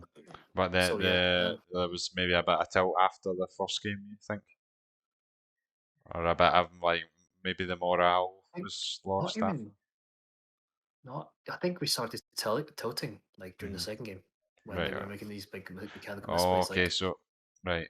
yeah, and I remember remember yeah, they just stacked armor against me, and it's against me and Kosh. We were both playing AD top laners, and Mhm. so you stacked armor against me, and we kind of couldn't really do anything because Couldn't kill our them. AP players were kind of behind that game. So Mhm. yeah, we kind of lost, which is kind of sad. But at the same time, I was really happy because uh, we made like the peak of Caledonian League of Legends results Mhm. wise, and it was insane back then. Yeah, for Mhm. sure. No regrets about that, even though we lost. Yeah. So, and then after this is the SEL 5, the most recent tournament. Yeah, SL5. I wonder if Of I course. I might have the some of the players who played in that. But Yeah. talk about on the players in your team at this point. How were things going into SEL 5? Like, what do you remember? I think after I took a big break, Mhm. I don't think well, I don't think like I was like as attractive as a player anymore. Like I don't think anyone really wanted to play with me because Mhm. especially after losing like the two finals where I didn't have one standout game, Mhm. so I feel like no one really wanted to play with me. And you went abroad. Like my other friends, they weren't good enough to kind of compete Mhm. at SL level. So I was kind of left with like a team, and no one kind of wanted to take a chance on me. So I remember I contacted Reclusive. Mhm. I was like, I was Tino at that time, I think. I was their captain. It's like, Mhm. dude, I heard you guys are looking for players. Maybe consider me. If you give me the chance, I'll prove to you that I'm worth it, and we can make finals together, maybe even win the whole thing. Mhm. And yeah, we talked a little bit, but then after that, I think he just kind of gave me the cold shoulder. I think Right. I don't think they considered me good enough. Okay. So yeah, after that, I was like, okay, maybe I should. I just wanted to play, so maybe I'll find like a plat team or something that I'll play in for SAL. But I couldn't even find like a plat team or a go team that I could that would take the chance of me. So Mhm. they were like all friends, pre-mates. So I was like, you know what? Maybe it's time for me to kind of stop playing. Not because that, not because I want to, but Mhm. because I kind of it's kind of like my time that I have to. Mhm. I still had that drive in me, uh, especially playing in the Korean server and getting Mhm. really sharpened up there. Yeah, because you were on holiday, you were back visiting your family in Macau, right? And Yeah, you were able to play in the Korean server for a bit and kind of yeah, stay sharp, stay yeah. keep I your went I hands went all focused. over the place. I went all over the place in Asia. Hmm. Yeah, played in the Korean server. Um, it was definitely an experience, but Hmm. How yeah. do you think the Korean server matched up with EU West in terms of skill? Like, are they like two or three tiers of skill Uh, higher than us? Like, how do you think it works out? I think Yeah, I think silver and bronze are pretty much the same. But once you Hmm. get to like gold, plat level, like the players are just much better. Hmm. Maybe it's a ping difference. Hmm. Maybe it's a ping difference, but they were like mechanically insane. Like I've never seen like these kind of like mechanical prowess or outplays Hmm. that you kind of you see in the Europe server, but not like to the extent Hmm. like to the frequency in the Korean servers. Hmm. Is it And maybe like if they're gold in the Korean server, it's like platinum in the EU West or something? Is it like that kind of tier I'll difference? say Or I'll say the top level gold players could be dimed easily in Europe. right? Okay, okay. Yeah, So for it's sure. Yeah, it's quite for drastic sure. the Yeah, difference. yeah. Okay. The bonobos I play with in diamond, like my teammates, the bonobos and the enemy team over Hmm. here, and like it's pretty much similar to playing Korean gold games, gold one Hmm. games, and Right. plat four games maybe. So yeah, there's like a big skill gap for sure, Hmm. and there's more incentive to improve in Korea. Hmm. there's there's no draft mode. There's only blind pick and ranked. Oh, blind Yeah, pick and ranked. So yeah. Because people. Okay. Yeah, people didn't care. People didn't care about playing. People don't care about playing Normal games, normals in normal Korea. drafts. They just want like playing ranked, yeah, like overcoming that anxiety and just like making it normal. It's like Hmm.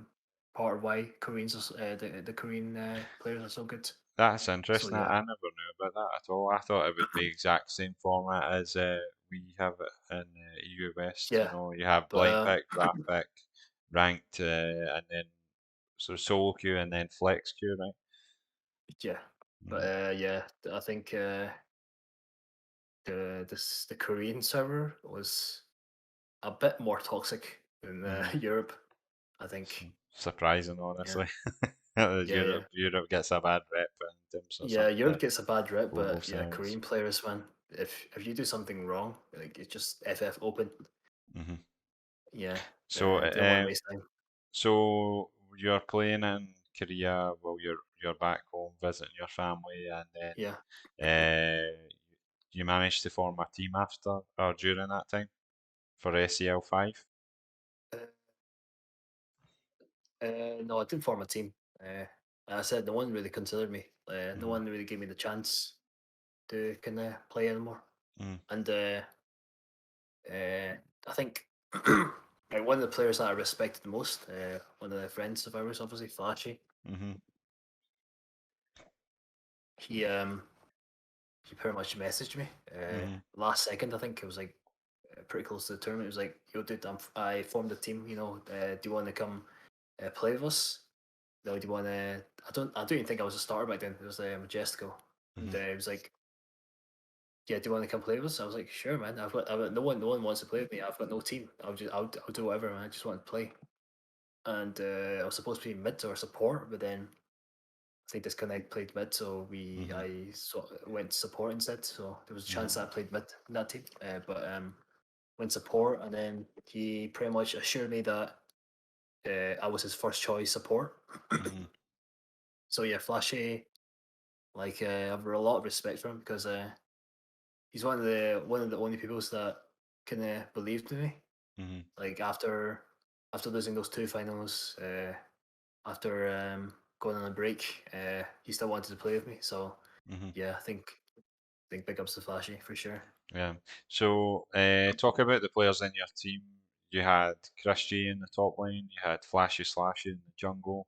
The disconnect, who is he's famous, I guess, for being a streamer. Was he like top 20 challenger in Europe West, right? Something like that. I don't remember his top rank. He was the top ranked player in UK at one point. He Like was top number one in UK at one point. He number was one maybe UK top what 20 challenger maybe. I'm not sure. consistently. I feel like but Consistently, he's yeah, but always been kind of yeah, that level. I didn't. I was surprised when Paul told me that we got disconnect or Mhm. that he managed to get disconnect on board because like, I didn't expect that. I was just expecting to play with like the usual kind of players like I just wanted to play. I don't care who it was. But when Mhm. I knew that we had disconnected the team, it was like, wow, we actually have a big chance Mhm. to win the whole thing. And yeah, I think I was the last player to To join. join the team. So Mhm. yeah, we can just go on after then.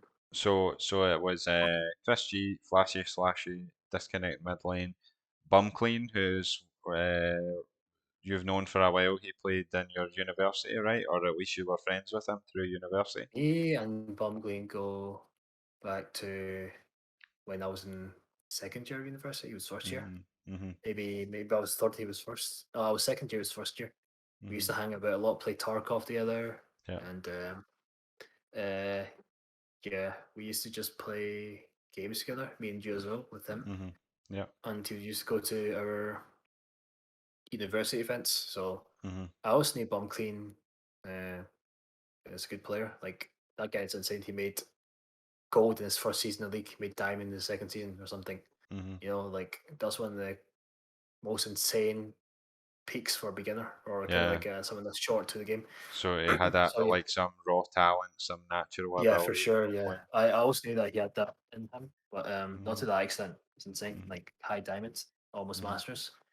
But yeah, he disappeared for a while, but then he joined the Scalp server randomly. Mhm. he was just asking people to play. I was like, "Yo, Bumpkin, hey, what's up?" He was like, "Yo, what's up? It's me." And then we just kind of started talking back then again. Mm-hmm. And Paul, he got involved. Flashy Bumpkin got involved back with the community and the Christian and all that. So Mm-hmm. yeah, he became the ADC. But fun fact, he wasn't supposed to be the first choice ADC. Okay. Were you gonna play ADC, but it Nope, was just no, nope, nope. I don't think I would even be considered to no. be ADC. But yeah, it was actually Lewis. I was supposed to be the first Mm. choice. Mm-hmm. But obviously with the our team is like we're good players rank wise, but we're not the highest players, you know. Mm-hmm. And at that time, I think Flashy told me Lewis didn't know we were playing with the he was playing with Disconnect yet. So he was kind of hesitant. He was kind of want to look at his options first. Right. Okay. So, but then Flashy kind of got impatient. He was like, "We need to A kind of make commitment. this team now. Yeah, Mm-hmm. we need to make this team now. We want players that kind of want to play with us." And yeah, it's just I'm not sure what is true and what's not, but I think Lewis just told me he was really busy back then, and Okay. yeah, he just got into Caledonian. He wants to find a Mm-hmm. flat, can't find a flat. He's just really busy back then, Mm-hmm. so So it just wasn't possible really yeah, it for wasn't Lewis to play. possible. So yeah, so like stars aligned for Bumpkin. He joined the team, Mm-hmm. and yeah, that's what happened. So Lewis is still was still our sub, Mm-hmm. but Bumpkin was first choice. Yeah, I think it's between those two players. I know both of them well. They're both really strong AD carry players, and they're probably similar skill wise, just maybe different champion pools. Like Bum Queen's known for playing Ezreal, and Lewis is a Draven player. So they were both very much, Diamond One master level type of players. So they're really strong AD carry players in the scene. Yeah, Um, the thing I was going to just maybe talk about is you've talked about your team, who you had the bomb planters. You called yourself. Where did the name the bomb planters come from? Do you remember? Flashy. I think Paul Flashy just came up came with up it. with it. He just Okay. Flashy's just he just loves memes, man. Memes. He just I think he's got a meme folder in his Okay. computer. Just I think it's just funny to him that Hmm. um that CS:GO planting the bomb because Right. Okay. I think it makes sense because people didn't know, but until we played those games in groups and Hmm. stuff, but we developed that like bomb planter style, which is kind of like the all win or nothing kind of style, Right. Okay. which made that team one of the most fun teams that I played with, and one I think for the audience, one of the maybe the most fun team to Hmm. watch, like SEO history Oh, or there something like was that. some great games in that season. If anyone Yeah, for wants to sure. watch back a great game, watch Bomb Planters v the Scout Whalers for and this isn't well I should this is in Group Two, but I should go through the two groups for SEL 5. Some of the players that played. So in week one you had the Glasgow Grizzlies. There's 20020504. Don't know if there's if he has an abbreviation for that or if it's just a random name. Oh boy, it's Voi, NMSL, Marsdex 101, and the Heathen. So these guys played for Glasgow Caledonian or Glasgow University, right? I believe. Yeah, Glasgow Yeah. Grizzlies. Hmm. So then you have Reclusive, which is you mentioned one of the guys there, Tino. So there's REC Tsuka, REC Edu, REC Marsk, Chibi-chan, and REC Tino. Am I right in saying that these guys played in the Greek League? One of the Greek leagues, is that right? Yes. I believe I heard They that. played open qualifiers or something for Right. Greek League. I'm not sure if they Okay. made it or not, but they've been around, I think. Still, yeah, there's some Yeah. competitive experience Yeah, that's there. funny fact. The ADC that they got instead of me Uh, was a support player. all right. Okay. They wanted to fill the gap to make like five high ranking players, five Right. master like diamond players, five master players. So Okay. they just found like the Scottish Karma, Okay. Karma one trick. That's Right. masters, and Okay. then Okay. you're playing ADC, and So yeah, they got got a support player to play instead of me. So yeah, Okay. pretty interesting actually. So the next team in that group is Par for the Rift, another great name. You have PFR Buggy, PFR Fade, PFR Driver, Pikex, and Wayne M. And then I don't know why they get rid of this name, man. It's my favourite name ever. The Coin Flip Coalition renamed to Baby Bill's Playgroup, and they had Yeah, Falking, Plop the Fat Boy, Farron, Pro Luma, and JMYT. So yeah, and in that yeah. group, I believe the favourites were actually there was quite a bit of talent. Um, That group was like the group of life, I think. yeah, but there I'm was sure still people would agree some with. some teams in that group that looks pretty strong, like the Glasgow Grizzlies and Reclusive.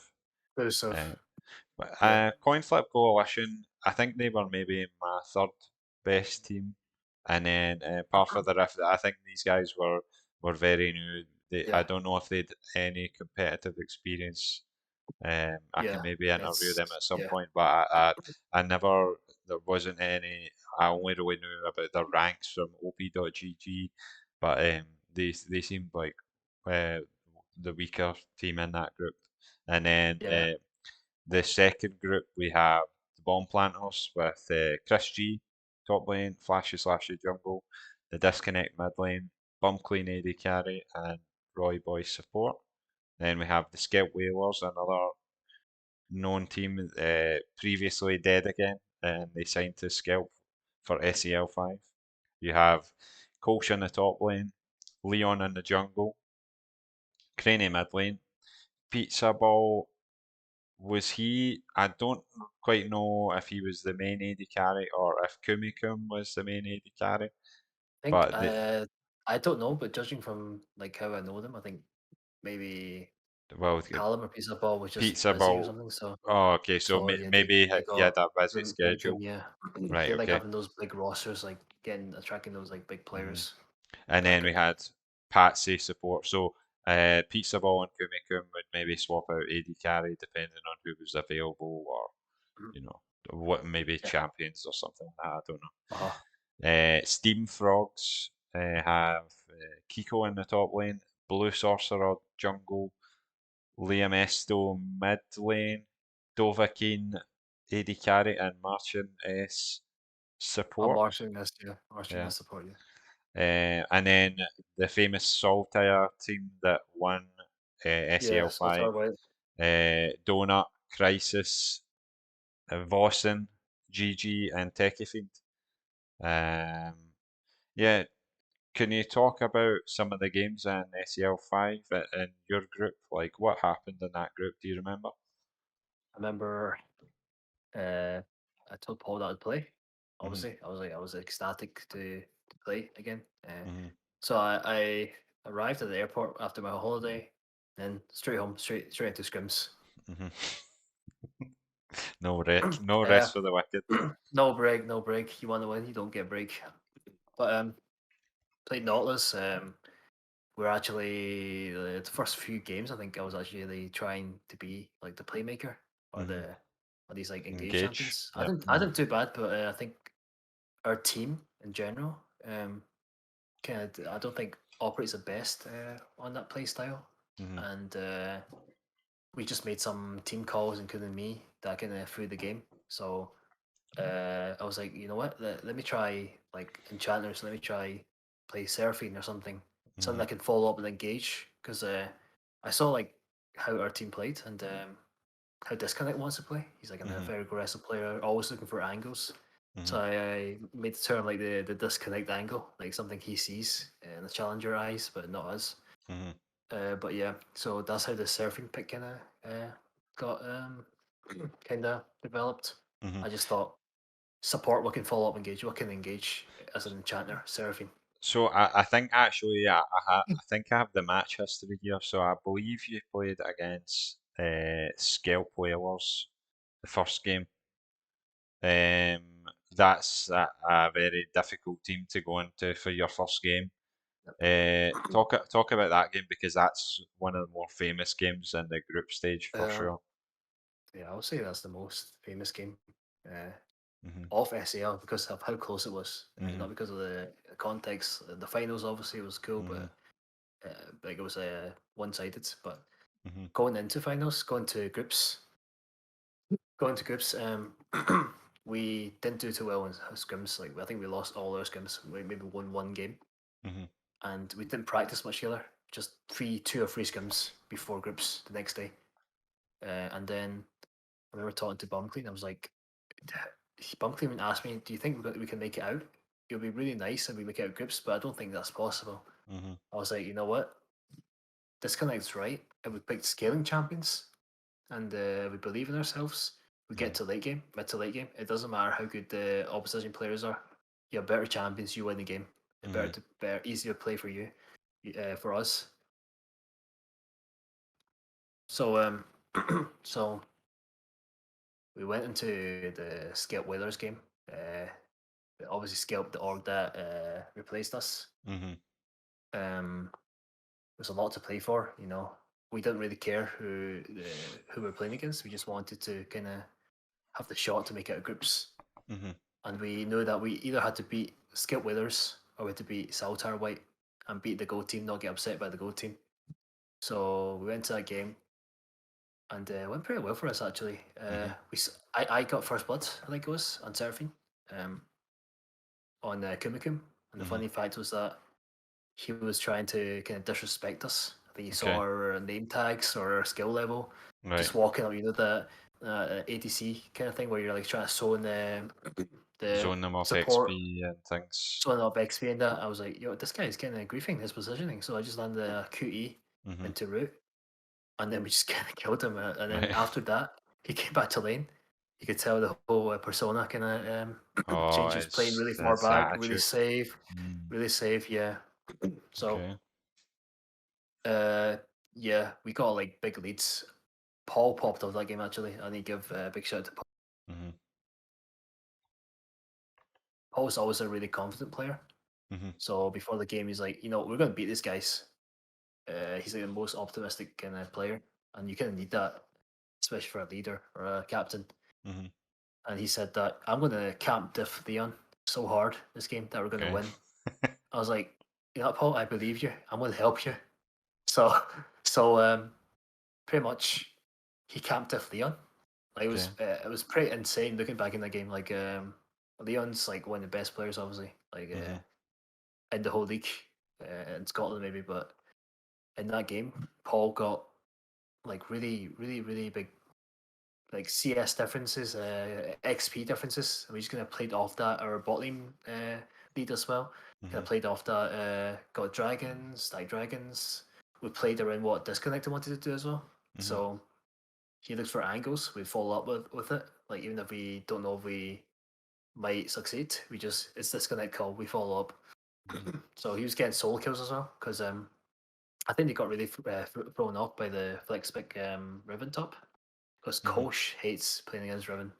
Kosh Yeah. hates playing against Riven. I remember Chris G said that, and yeah, I think disconnect just kind of gapped Kosh, which is kind of rare. I've never seen Oh yeah. Kosh kind of get gapped, yeah, Coach. but A very strong top this lane.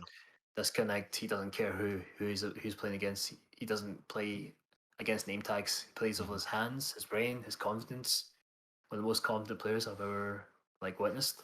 Mhm. He just like doing trade patterns, Riven Camille matchup that was like really cool, like dashing out the range of the sling, and then Mhm. going back into the Qs, Ws, quick trades back out. It was Mhm. insane watching him play. So we got leads on top as well when we dive top. Played through dragons. We had a better team fighting, obviously. Like Mhm. everyone of our team just wanted to go in. That's the bomb planner style. Just full explode, go in, uh, all out or nothing. So we won a few team fights. We had a big lead actually that game. We shouldn't have even gone to 1 hour, but we got too Mhm. excited. Uh, we lost like one or two fights. One fight, Disconnect got a 5-man knockup, but it doesn't matter because they had flash afterwards. So we Mhm. kind of all just got baited. And Mhm. Kumakun was doing really well that game. He was farming up like 15, 13 CS minutes leads, Right. Wow. like CS leads, like what you expect a UKEL, UKLC player. Mhm. So we the after losing those fights, they got Baron. They keep getting Baron, and we kind of salvaged that by making picks on like Mhm. one player when they try to siege. So Mhm. that case was actually Callum or Pizza Ball or maybe Leon. I would just this kind of was like look for it, look for it. I was just like fuck it, I'll Seraphine out into Swain, Ash, Arrow, and Mhm. Chrono Pillar. We just delete one guy, we go out. We don't want to take the extended fight Mhm. because we know that they have like a really fed Jinx that could Mhm. maybe clean us up.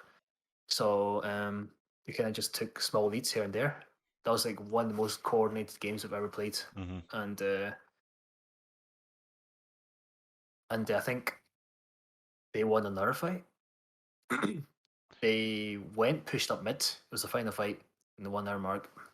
Went pushed up mid to set up for dragon because you push up mid when you want to set up for dragon. Yep. But then disconnect took the chance. He was in the wolves pit. Mhm.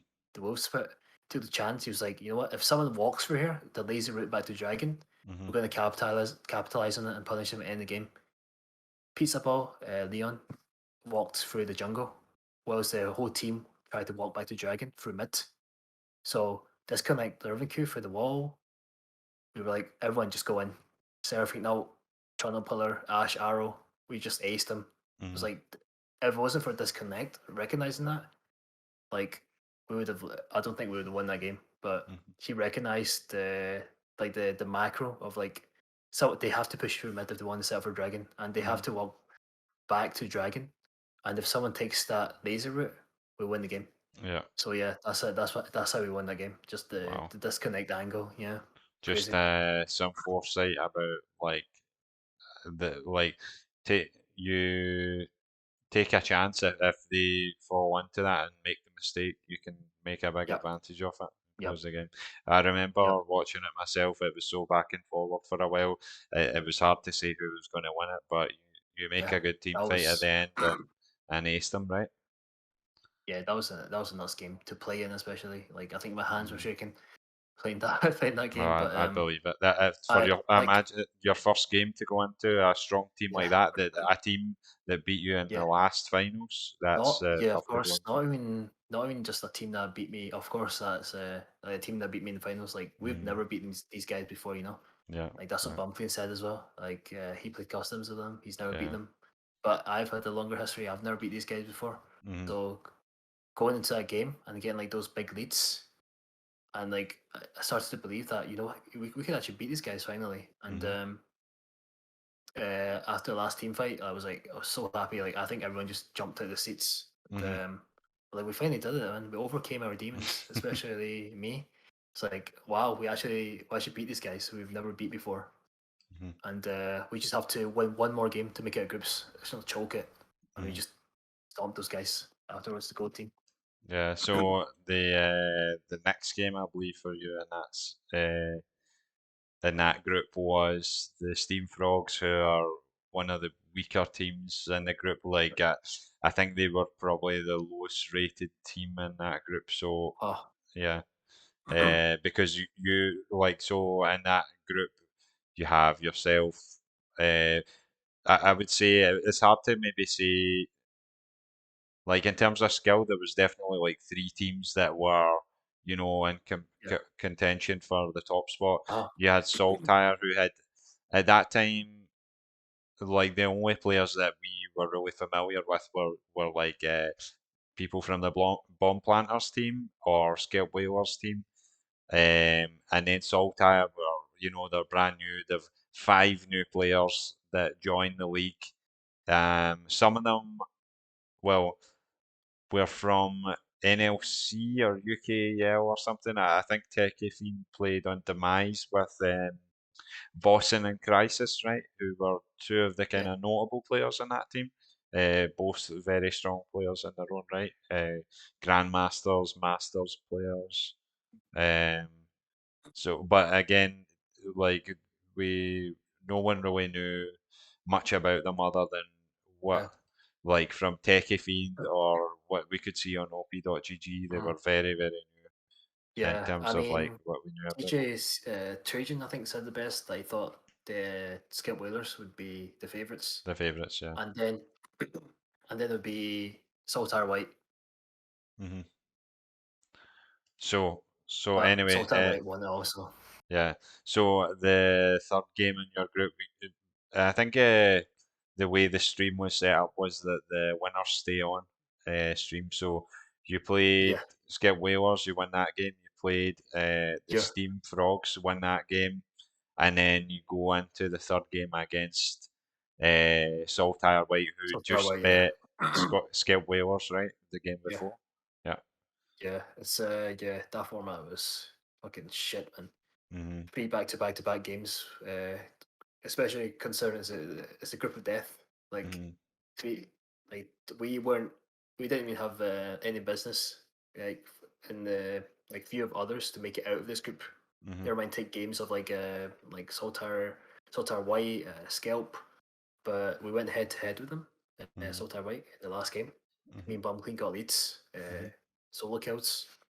Like I remember Fiend thought he could abuse my positioning because I was mispositioned to be fair, but I was like, you know what, this guy he's level 1, he's not got level 2 yet. He's trying to go in on me, so I'll just sidestep. I wouldn't even flash it. I was confident that I would sidestep his flay. Then he missed his flay. We killed him. Got big leads, but we were playing Ezreal Okay, yeah, Seraphine, so we couldn't Scale really champions. Yeah.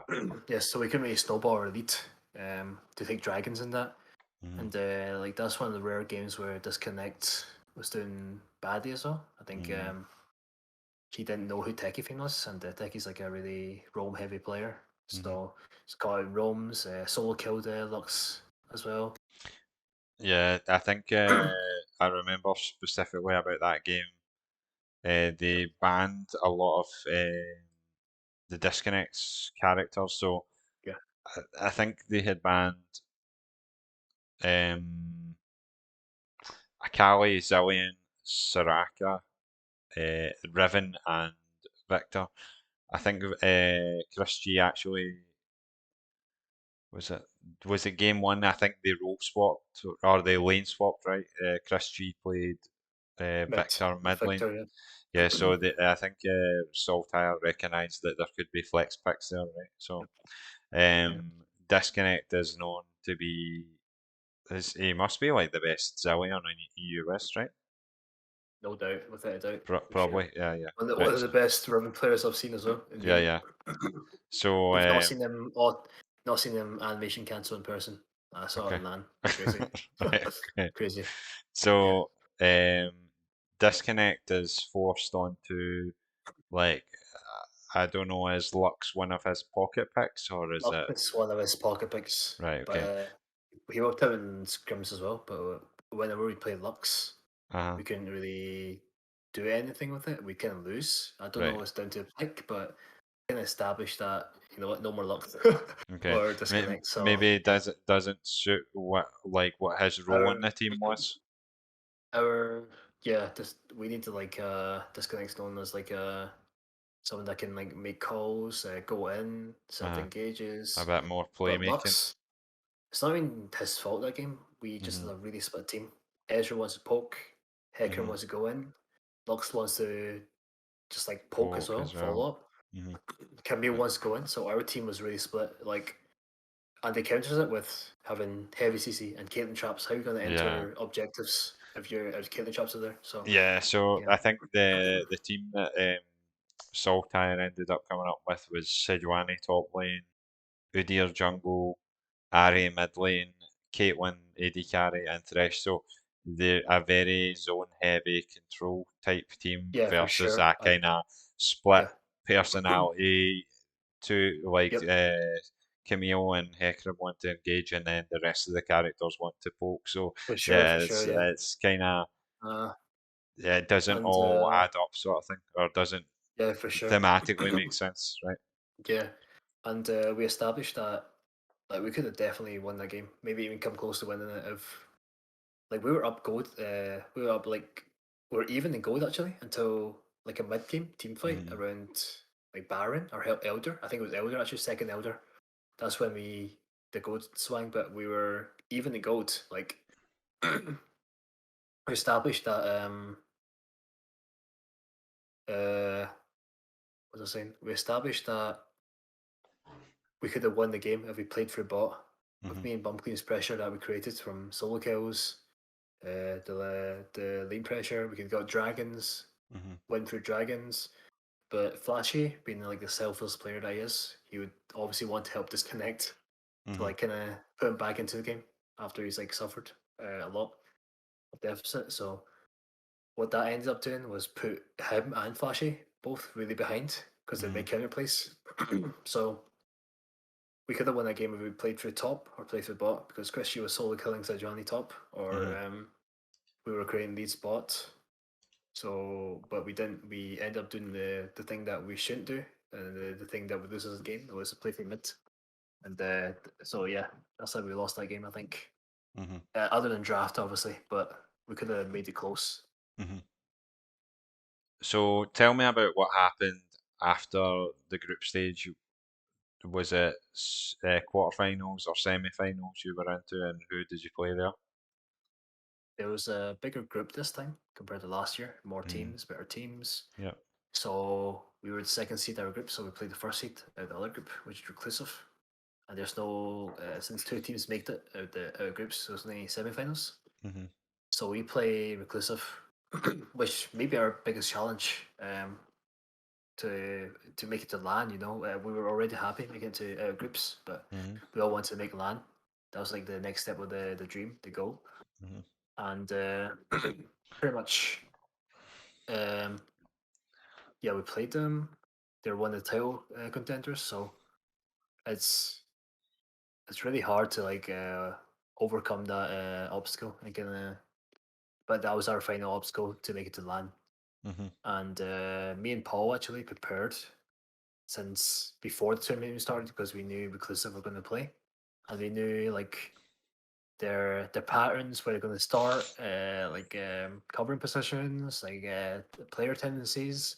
Mhm. So we kind of had a big discussion of this before the tournament started, and so it was like kind of coincidental that we ran into them in semi-finals, and it was not easy. We had to reverse sweep them. They are title contenders, you know. They Mhm. are up in the with the likes of what Saltire White, Scalp, and all the other good teams. So Mhm. yeah, For sure. Yep. so yeah, it went down to one fight as well. I think Disconnect Malphite just cleaning it up in the last fight. Mhm. Oh, We were supposed to lose that game. Yeah, we were supposed was to lose it that game AP to one of Malphite us. you played, or was it full tank? I don't remember.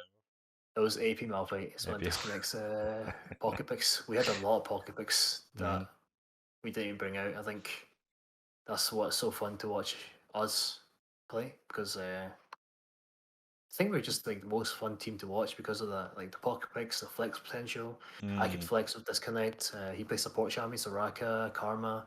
Mhm. Him flexing with Chris G. We Yep. could do like a four-way flex, five-way flex, Yeah, which we for didn't even sure. show. This is a short tournament, but yeah, we ended up reverse sweeping them in the base. We came into one fight. We were supposed to lose that game if not for Disconnect and Chris G.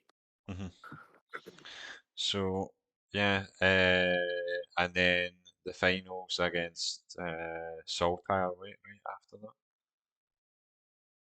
Um, we believed that we could actually beat them Mhm. because no one believed that we could beat uh, Scout Whalers. No one believed Yep. that we could beat uh, Reclusive. You know, the team Mhm. that like told me I wasn't good enough. Pretty much, we beat them in the semi-finals, and every one of us started believing. Because before the groups, it was like, oh, maybe we could do this, maybe we could do that. But it was like, no, we could beat them for sure if we're on form, if we prepare enough. Mhm. So went into that series. We kind of tried to make too many changes to draft last second, Mhm. and that kind of cost us. Game one, I think we didn't think about drafting damage. We cared too much about our flex picks, like flexing Karma support to mid, Mm. and that kind of cost us. We didn't have enough damage to beat them in team fights, even though we were even in gold. Okay. Second game, second game, I feel like I just kind of I kind of solo lost the game on that Renatovic. Mhm. But so one of the biggest regrets of like my playing time is just that game because there was like so many supporters that came to watch like Disconnect play, Mhm. like to watch Chris G play, like Leon and that all came to support Chris G and that, and I Mhm. felt like I kind of let them down. Like especially traveling all the way from Glasgow to Dundee, and Right. kind of sucks. So, but yeah, it was really sad. Maybe I felt devastated after that. After that loss, like when I got home, I felt like shit.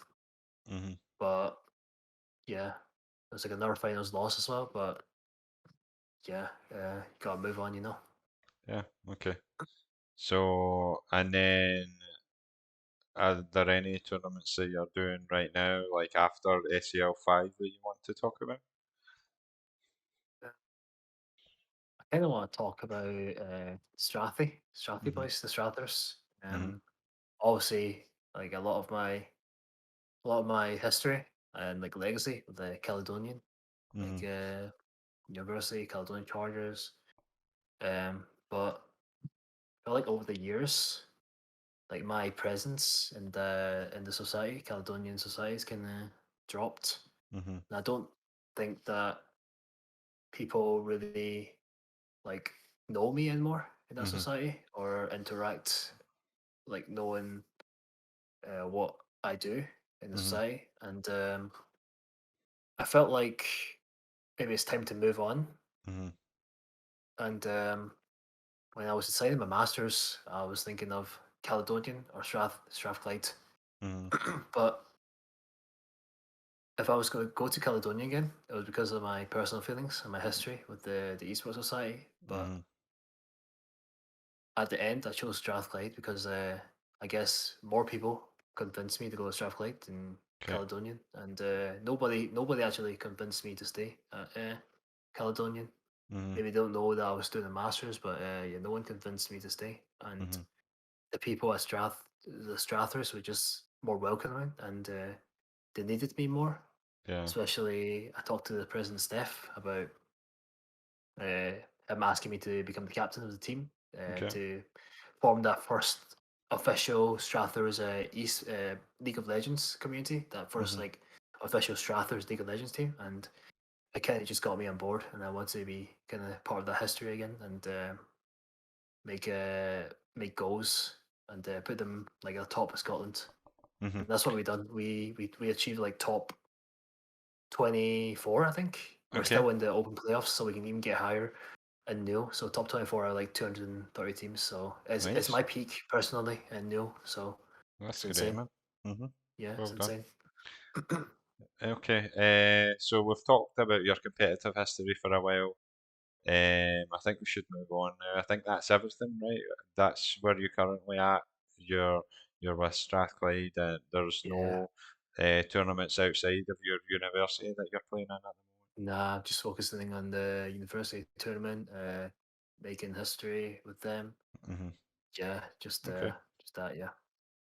Okay. So when you think about the game, what percentage do you think the game is about macro versus micro?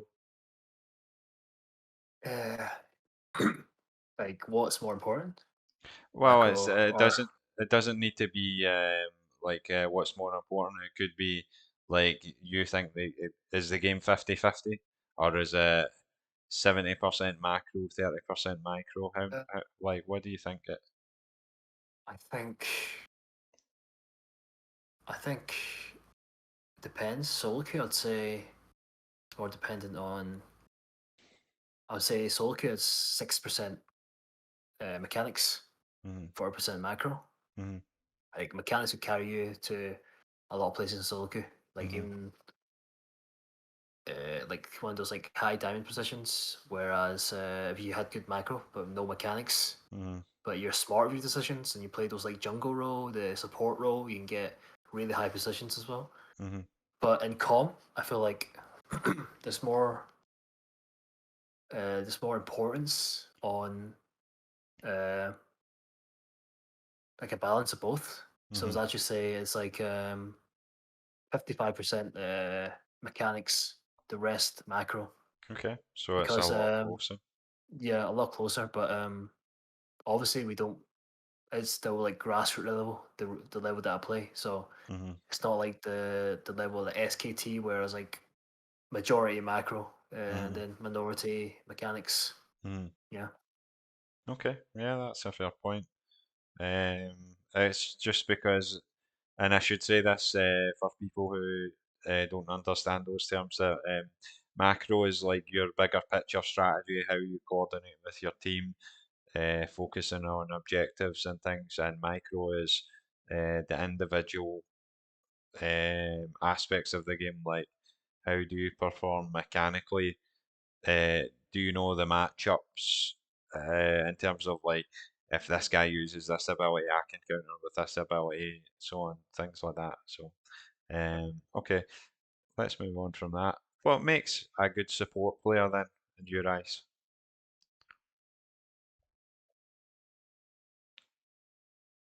I think support is like a secondary jungle. Points is like maybe even more important than jungle because Mhm, some junglers want to like power farm and maybe it's up to support to make roams and kind of put other lanes on top. So mhm, I feel like what makes a good support is recognizing roam timers when you can roam. Your mhm, ADC pushing the wave and then the base you can roam. You shouldn't just like go back and like base with them. You should recognize like, okay, I have this amount of mana, I have this amount of health, I can go roam mid. mhm, Even if you're not roaming, you can put down wards mhm, in the mid lane to counter jungle ganks, any mhm, jungle ganks or any support roams. That's what I did with important players like Disconnect when we played with him. I mhm, just like I know that my champions might not be the best to roam with or counter gank with, but I can put in wards to counter like these ganks in the mhm. river to kind of help him out, you know. So it might And not be, that's it. yeah, so it might not be so proactive about always making plays. It can just be as simple as Yep. being active, Yeah. preventing things from Playing happening, playing fog. keeping Yeah. people safe. Yeah. Playing fog. I remember Kimura actually complimented me on this Mhm. in the was it the maybe it was the first game of groups in this year. He was like, Mhm. I was just going in and out of fog and river. Like they don't know where I am. Like for all I know, I could be in the bush trying to gank mid or something. But Mhm. I was just like in the river, just like hovering. They don't see me. I can play fog. They have to play safe. That creates advantage mentally, Mhm. psychologically for my teammates. So Mhm.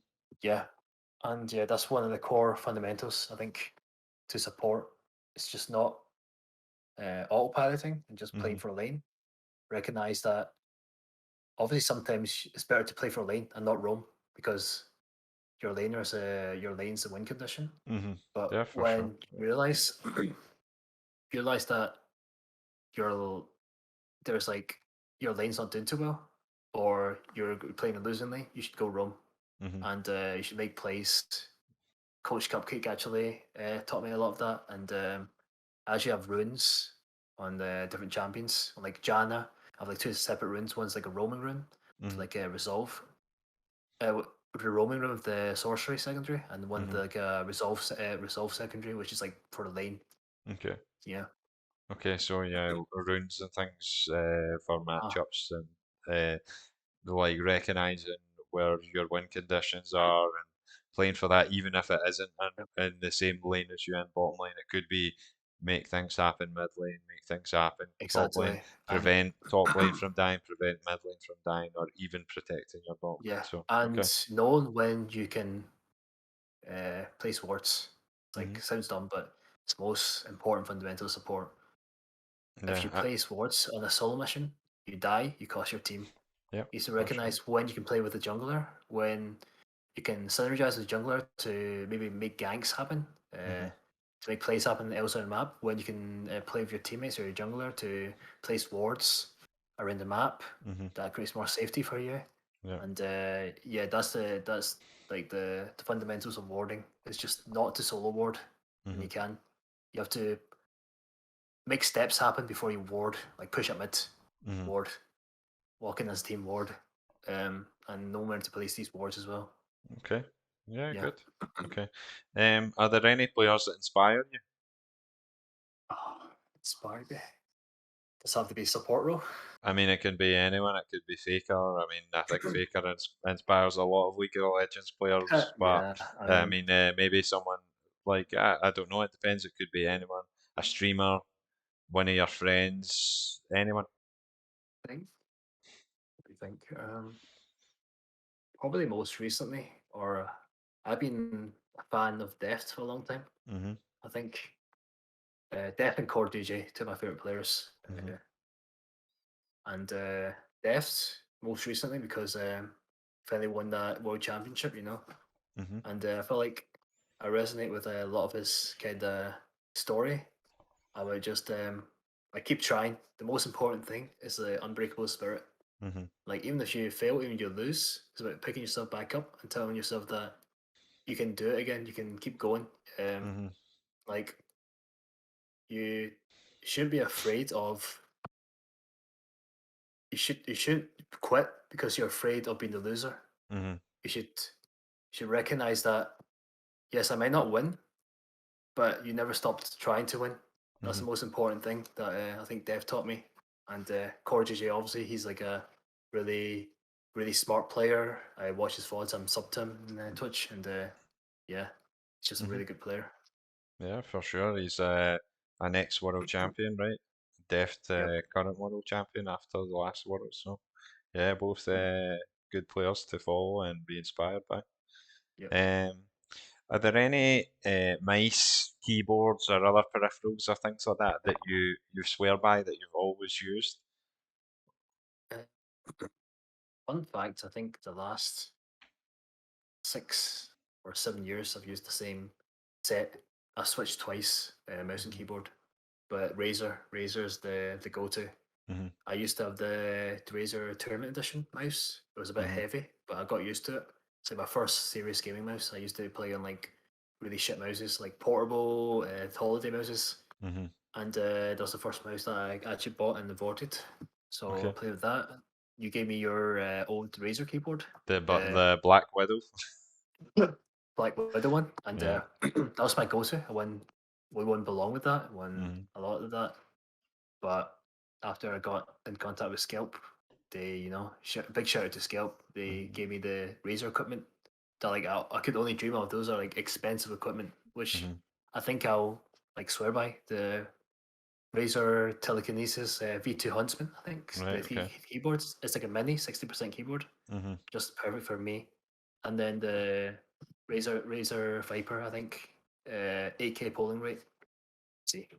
Is that the mouse? AK Hertz, yeah, Yeah. that's like one of the most comfortable mouses I have. Like most control I've ever had in the mouse. So light Mhm. as well, so I really it's like that amazing. mouse too. I like it. I have a Razer Viper Mini that I swear by recently. So yeah. Yeah, it's amazing. Um. Yeah. Big shout out to Beanroll of Skelp as well. Another guy. He's doing a lot for Uh, the yeah, Scottish fun. esports scene as Yeah, well. Binro actually congratulated me when I beat his team Skip, which is like Mhm. when you lose, you don't really do that. But I got a good relationship with Binro. I think we don't Mhm. talk often, but I think he was going to ask me if I wanted to do Scalp again.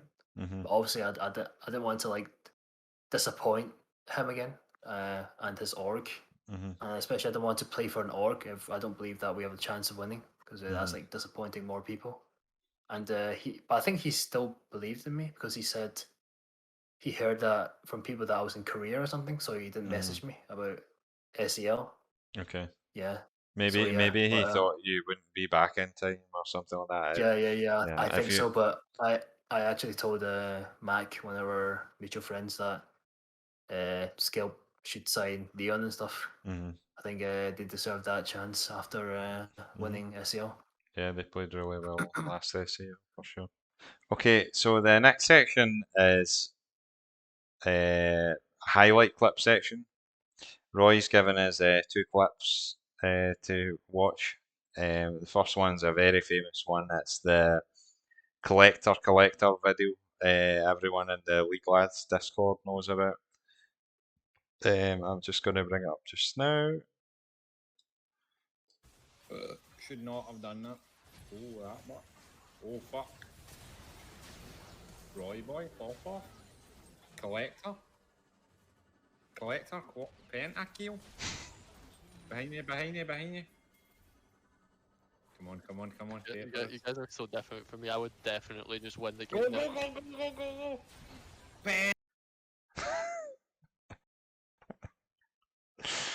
We'll play. Do you want to play it through again? You can talk over it. Yeah, sure. Might as well. Alright, go on. Go again, right? Yep. 3, 2, 1, go. Should not have done that. Oh, the burp. Oh, that Should burp. not have done that. Oh, that bit. Roi Boi, pop off. Oh my god, the pop off. Oh, the pop off. Pop collector. Behind you. Come on. Behind you. Come on. Come on. You guys are so Come on, different come from on, me. come I on. would definitely Go, just win the go, game now. So many memes about that clip, man. So many Yeah. memes. So much banter spun from The that. collector, the pentakill. Coaches, the whole Arsenal banter comes from that. Right, okay. You ready for the next clip? Yep. Okay, right. 3, 2, 1, go again, right? Yep. 3, 2, 1, go. I'm gonna die to this guy. Did you? The intense mouse clicks. Oh, I love this clip, man. That's amazing.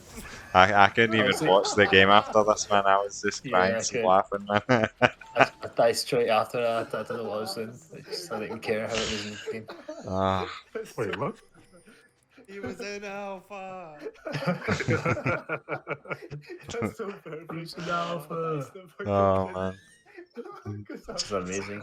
I was even trying to troll him. I was just trying to clear my camp. Oh, Just came Yeah, out sure the you were. right moment. Sure you were. Coincidence.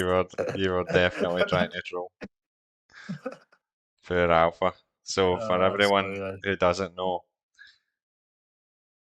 Alpha just got killed by Roi Boi using Master Yi's ability that takes him off the map, called Alpha Strike. So, yeah. And he was in Alpha as a famous cowset quote, a famous Master Yi player from North America.